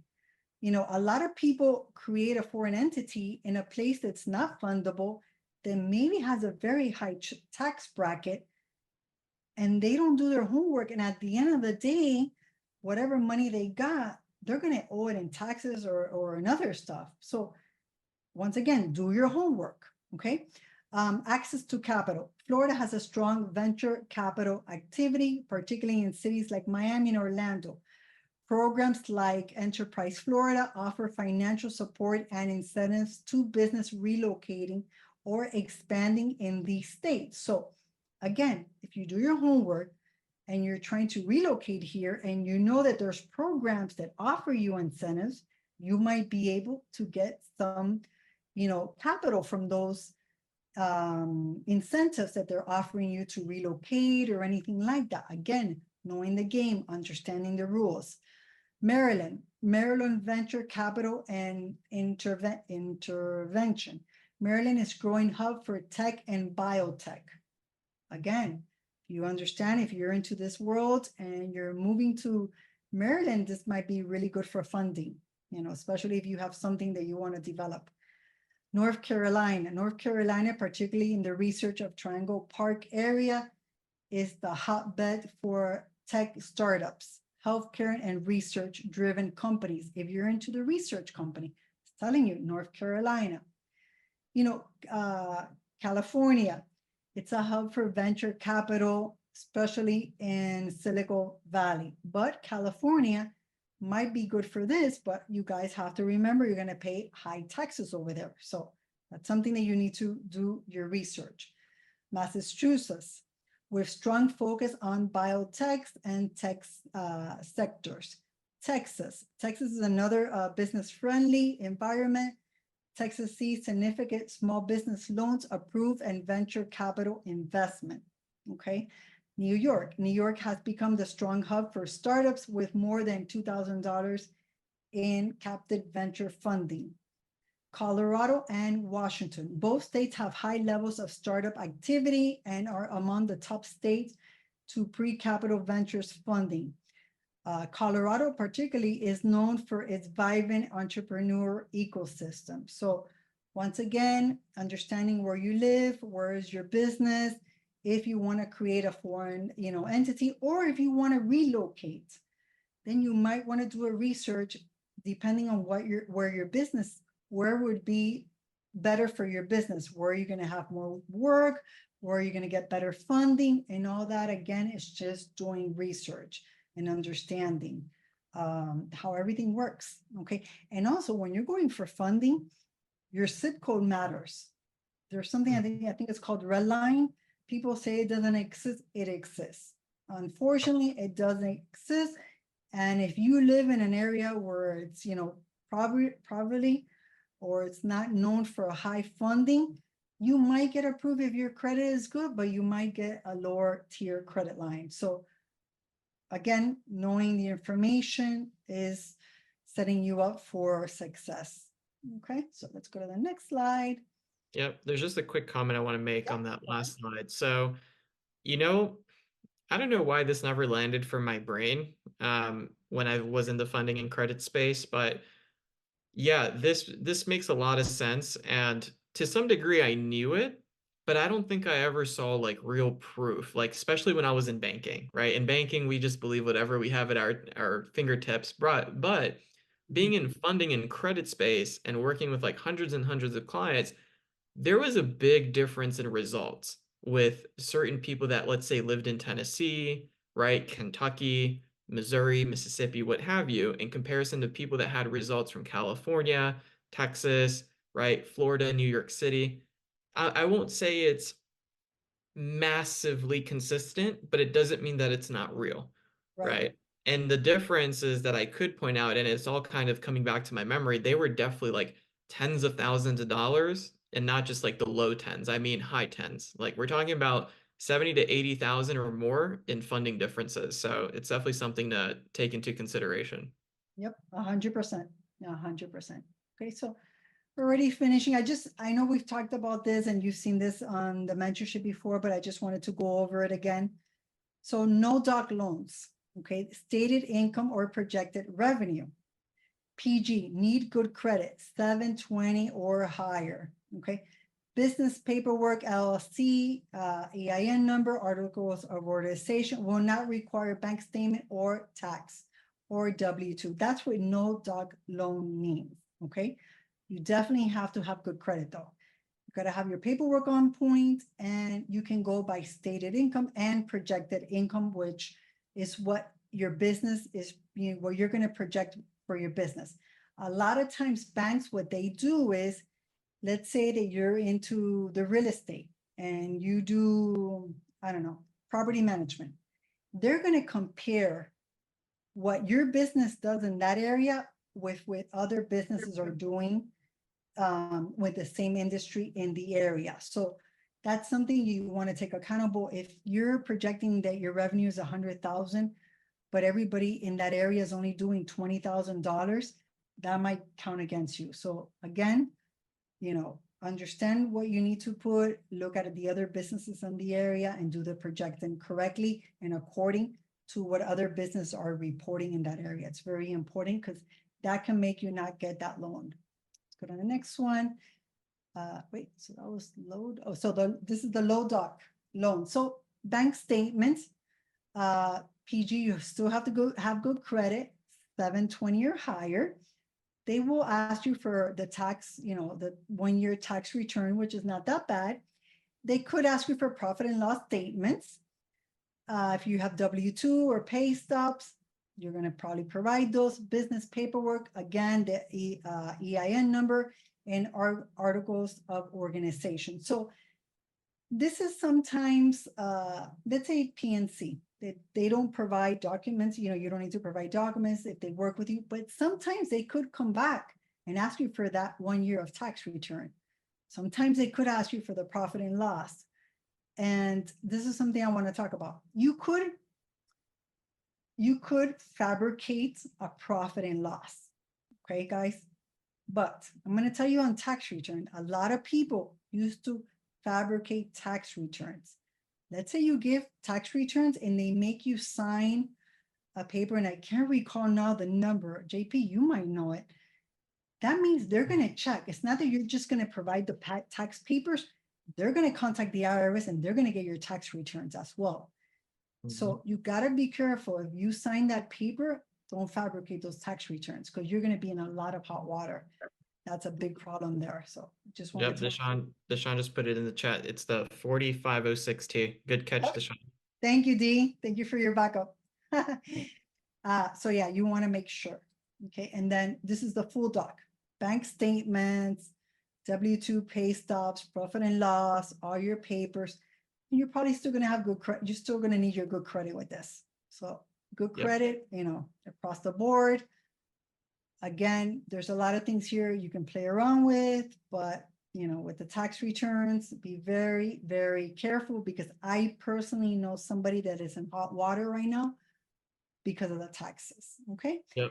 And Jackie, real quick. In the last year and a half, and I think we all know this by now, some banks are doing a lot of pending applications and then asking for the damn tax returns. Discover, even Amex, things like that. You want to be careful moving forward on a lot of your credit applications to make sure they don't squeeze in this form that Deshaun just put in the chat as part of the application agreement. So you know how we all go through the applications and we scroll, click, click, click, and then submit. You just never know. They might try to squeeze that in there to just go ahead and have the permission to do it. I don't know how legal that is per se. I don't know if that's going to be a real thing. I just want to bring awareness to it. The other thing too is when people get asked for docs and then they do go and, work some magic, if you will, on the docs Yeah. and then submit it, you don't understand that they can just compare your previous tax returns with the IRS. It's that deep. Nobody knows that the banks actually go that far to verify financials, but they totally can. And just like Jackie said, once you give consent, it's game over. They will go to your previous year tax filed and look at how much you made and then compare that with the current reporting income or revenue that you're putting on the application or on your so-called current docs and tax returns. And then from there, if they start to raise red flags, then they'll be like, oh, really? Well, that's interesting. Can you send some invoices? Oh, really? Cool. Can you send us more of this? Right? You go down that rabbit hole, there's no coming back from that. And then two, the moment you stop providing documentation, blacklisted. A Yep. 1000%. And there's no data points that are true regarding how long blacklists last for, but they exist and nobody knows the truth. Not even me. And I work deep in like underwriting and certain financial stuff beyond business banking, and I had access to a lot of information. That data point is something I could never like it wasn't anywhere in the procedures and the policies and any of the documents. That's how deep rooted those things are. Yep. And I want to tell you, if they do ask you to provide that document or sign, I would just tell you to just let the loan go. Just ignore it and let Yes. it go. That Yep. would probably be the best bet for you. Nothing happens. Mm-hmm. And I want to touch on a base. This is not only happening with the banks, how they can find out, because people used to provide and do all the documentations before and provide it. This is actually even happening now when you try to get anything. I'm going to tell you because a friend of mine. So, a friend of mine, like 7 years ago, was getting food stamps. She needed them. She was providing papers, to get the food stamps. Well, guess what? They came back. They had all her real information. They found it. So they found it, and guess what? She had to pay the restitution. She had to pay all that money back. Thank God that because she paid the money and she worked out, there's nothing on her criminal thing. But it's like with everything now, guys. I myself have created tons of papers, but I'll tell you, you have to be very careful, especially nowadays, because I don't know if it's AI or what, but they find out. That's just the way it is. They find out. So be very careful, especially with that paper, because you can get yourself in big, big trouble. Just like JP said, make sure you read everything to the dot. I am guilty of that. I don't read anything because I'm dyslexic. And when I start reading, you guys can tell as I go to the PowerPoint, my eyes go twisted. So I just have a tendency to sign everything. And that's the worst thing that you can do. You definitely need to read, especially when you know that you're not 100% truthful on your application, because it can come back and bite you. Yep. And I'm guilty of it too, guys. Like even me speaking on these things and being aware of all the things I saw in banking, it's just kind of like, hey, we know what we're doing, right? We put it in and we run it through, right? So it's normal behavior, but I also want to highlight that this also comes with awareness of banking behavior and economic cycles again. Because again, like they're not going to make you sign these forms during positive economic cycles. They don't care. They want to lend. And then when they have to tighten up their bag because of regulation, because of economic cycles, because of government things and their earnings, stockholder meetings and all those things, right? That's when it matters the most. So times like these is where you just want to double check. And I'm not saying you have to read the whole terms and conditions and stuff. You're just kind of like scanning. And when you're actually on a browser submitting applications, if you have a Windows computer and you do, I think it's Control F, it'll pull up a finder for keywords. So you can literally just put in the form name that Deshaun dropped into your finder. It'll scan the entire page and let you know if there's anything on that page that has it. If you're on a MacBook, it's Command F, and you do the exact same thing. So just cover your own asses. Yep. That's awesome, JP. That's gonna help me. Yeah. All right, guys, so we're going to the last slide. Thank you for sticking around. Best business credit cards for balance transfer, okay? So US Bank, I know a lot of people complain because they get small, supposedly give small amounts. They were, they were the best one overall rated for 2024. So the US Bank Business Platinum Card, best overall 18 months for new balance transfer, okay? Also the BMO Business Platinum Card, 18 months intro. After that is slightly higher, it's at 4%. D, is the BMO consider a ghost card? See if he puts it there. I'm not so familiar with those terminologies like ghost card and like phantom card. So could you describe that? Maybe I can answer it. So the ghost card is what doesn't report to personal and doesn't report to business credit. For some reason, I think BMO might be, but I'm not sure 100%. I want to say, yeah, Sharam just confirmed it doesn't report. Yeah, I was going to say the same thing. I remember a couple scenarios back when BMO were giving approvals like 2 years ago all the time. And I do remember like clients giving some feedback that some things weren't reporting, which is good. So I guess that's your answer. Yep. So this is a card that if you need to max out your credit, your business credit utilization, this is the one you want to use, and this is the one you want to get approved for. Also, if you need to transfer something from the business credit, you want to transfer it, use this card because it doesn't report, okay? And it's 18 months intro. The Chase Freedom Unlimited, best for new sole props, 15 months. So if you don't have an LLC and you want to get a card, as a sole prop, Chase Freedom was voted #1, and it gives you 15 months with no interest. PNC Visa Business Credit Card, best extended balance, transfer period 0 for 13 months on transfers made within the first 90 days. So that means you have to do the transfers within the first 3 months. If not, regular APR. And a lot of people miss this. So again, you got to read the fine prints. M&T Business Rewards Card, best for unlimited cash back.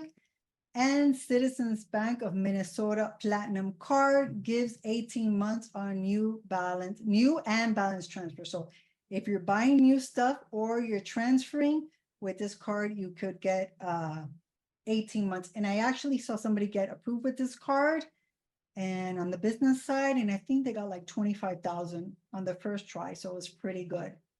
All right. And that's all. I want to say thank you for sticking around. My air conditioner broke today, so I'm sweating here, and I hope you guys got some value from this because I thought it was something that I've never heard before, talking about the business credit utilization and showing my own business, how it's messy all over. So I'm definitely going to work on my own business. And thank you.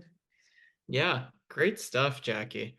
Good stuff. That was a great presentation. Hey, all right, guys, give a round of applause in the chat. Just drop a fire emoji. Let us know how you feel about the presentation. I got a list of Q&A here for you, Jackie. We, try to answer them, and I'll try to chime in as best as I can as well. Once we get through the question, we'll do our typical format where you guys can raise your hand if you have any additional questions. So we could do that as well. And what I would like to do before I go into the questions, if everybody that's here, okay, like show up for us here for a second, and for Jackie, what's just like one quick takeaway that all of you guys got? Just one thing out of the whole presentation. I just want to see. Let's give them a moment here. I hope it was the business utilization. No, Jackie, considering my experience and what I've done in the space, you taught me some things tonight. Yeah. Vic says utilization. Jean-Paul says utilization. Amazing. I know we got more people in here, guys, so get your answers in. Yeah. Key says, get that biz cred on my sole prop through Chase, 1,000%. Never sleep on the sole prop. Some people that have LLCs, they kind of don't like the sole prop because they're like, oh, I'm trying to get it for my business. I'm like, all right, that's great. Why wouldn't you just get the sole prop? It's just there. Just go grab it. All right. It's not that deep. All right, cool. Sharam says, beware of the 4056T. Absolutely. Shout out Deshaun for helping us find that form. Big time. CRW, what's your name? I don't think we've met before, so I just keep saying your CWR or CRW. I just want to be able to address you correctly. But you said utilizing ChatGPT. Yep. Sharvis says, not knowing the max on my credit card wouldn't report the full amount unless I ran it up. Also didn't know that data point about TD for sure. Okay, Charles, there we go. Now I know how to address you, Charles. Perfect. Amazing. All right, guys, thanks for sharing the takeaways. So let's go ahead and do Q&A. So the first question was, how do you remove business credit inquiries, and can you remove it? So I know, obviously, from the personal credit report stuff, we kind of know how that goes. If they're not attached to open accounts, that's a given. Even if they're attached to open accounts, some people still dispute and get away with it. I have my opinions on that, but we're not here for my opinions, right? So Jackie, what about the inquiries that do get linked to the business credit bureaus? What are your thoughts on that? So the business credit, like I explained, it shows that it only lasts 9 months. Mm. Yeah, you can dispute it. Remember that anytime that you have business credit, it's not like the personal credit. So you can basically use the same techniques as you used, to remove the increase on the personal credit. You can, do it through their website, just saying, look, I've never applied for this card. Because remember, when you have, like me, I have the Chase card, but it just says revolving. It doesn't say Chase. It doesn't say, the name of the card, Chase Inc., nothing. So it's definitely doable. Yes. So your answer is yes, it can be removed, and it only lasts 9 months. It says there only 9 months, but yes, go ahead and remove it if you want. Okay, awesome. And then someone said, I forgot who this question came from. I should have written down their names, but they said, I'm thinking about no PG business funding. How do we remove those? So if it's non-PG funding, I think it would be even easier. Right, Jackie? Repeat the question. So the question is, I'm thinking about no personal guarantee business funding. How do we remove those? I'm assuming it's also related to the inquiries.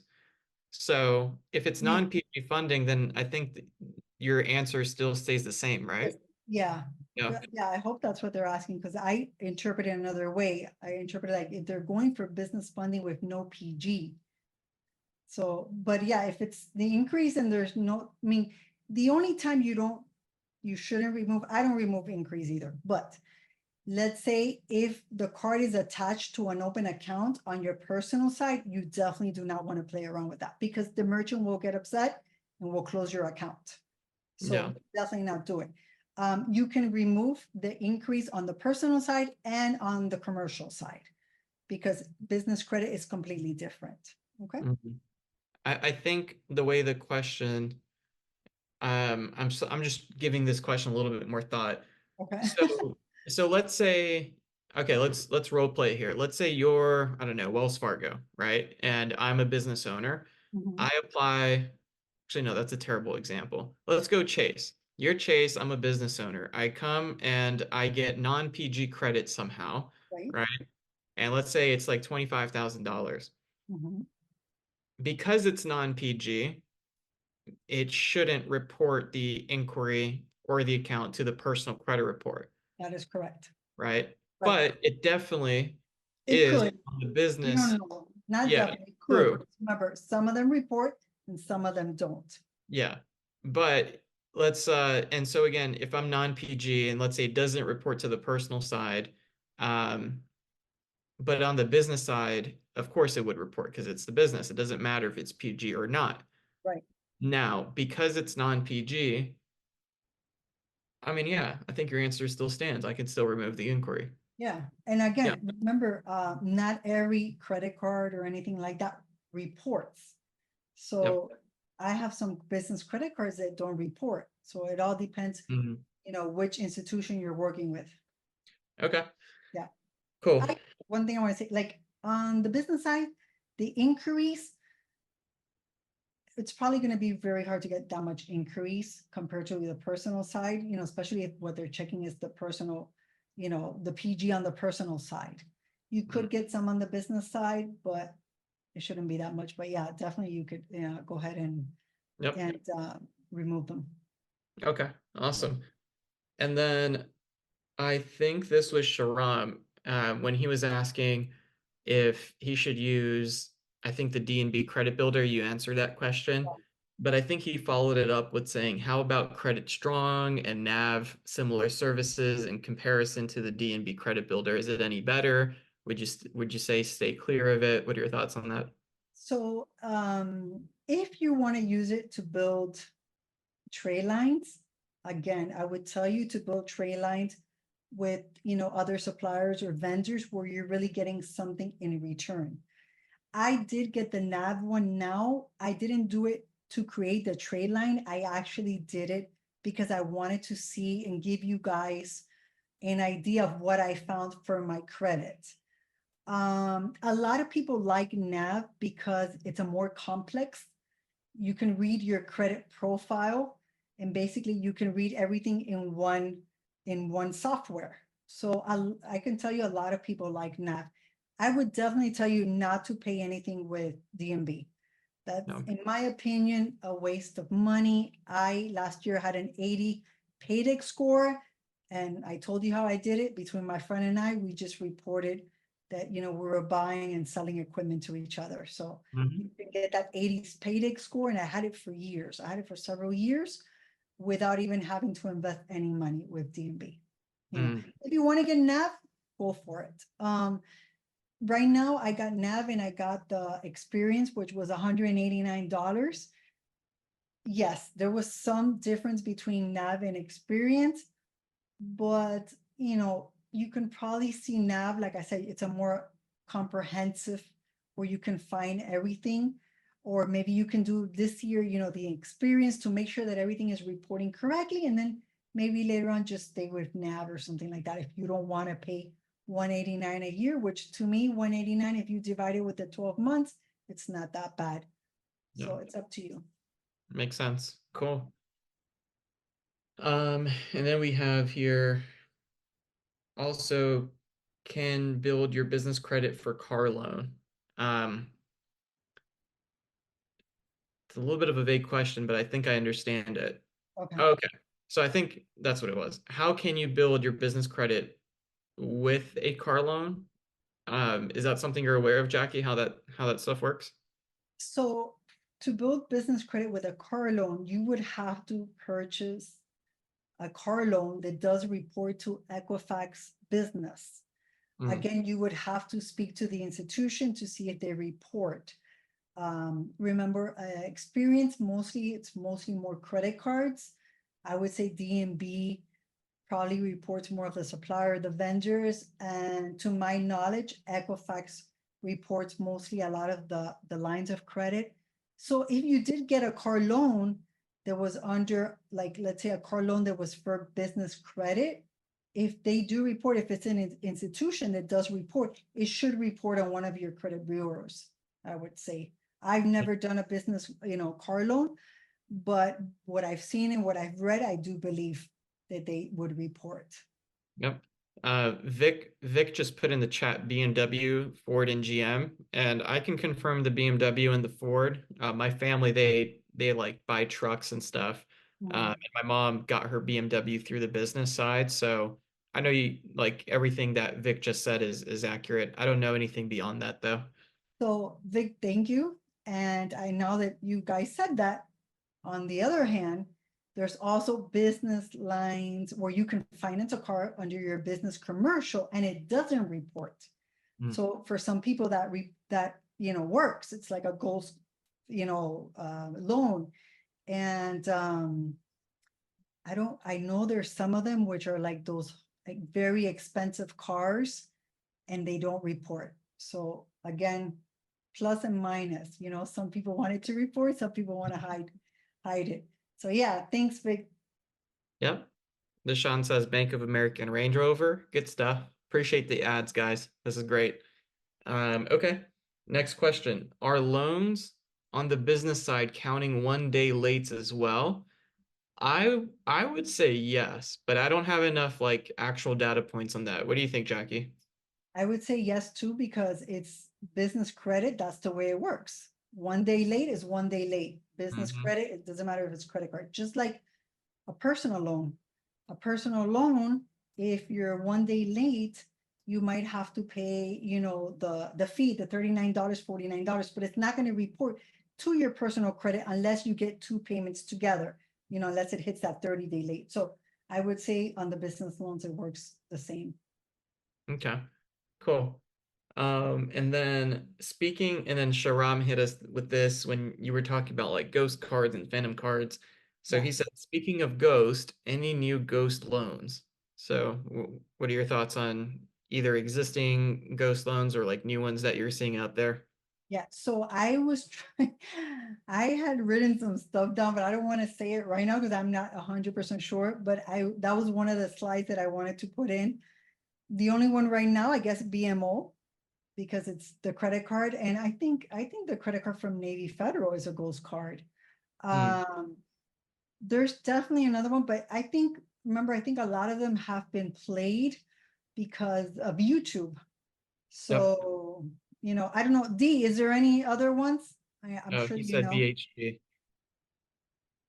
BHG. Yep.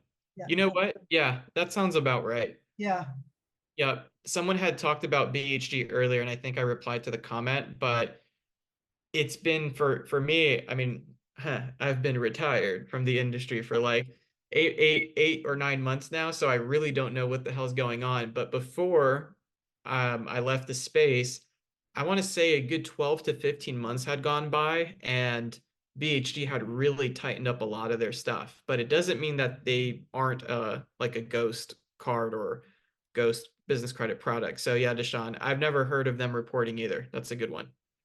They pull TransUnion, but I think that's basically it. Yep. All right, awesome. And then we got asked, does BMO have geographic restriction? What are your thoughts, Jackie? Because 2 years ago, we'd be able to get clients some BMO cards and I stuff. don't think so. I don't think so. Let I me don't actually pull up their website right now. I'm really, really curious. BMO Harris. Let's see. They merged. Oh, did they really? Interesting. Huh. Damn, I really don't know what's going on anymore. gotta get in that game again. I know. I'm lost. They're expanding. Well, if they're expanding, that's actually good news. M- Might mean that they're willing to lend when others aren't. Let's see here. Business, credit cards. Yeah, the platinum credit card with the 0% interest. Apply now. Yeah, it doesn't. Nope, it looks like they're open for a nationwide application, so that's good. I remember them and Citizens Bank, if I'm not mistaken, they went through a phase where they went geo restriction for a little bit. I don't know what Citizens Bank is doing these days, but I remember it was like BMO Harris had gone geo restriction for a little bit. And same with Citizens Bank, used to be able to just apply online from anywhere, then they stopped doing that. So, yeah. Yeah, the game is definitely changing and tightening up.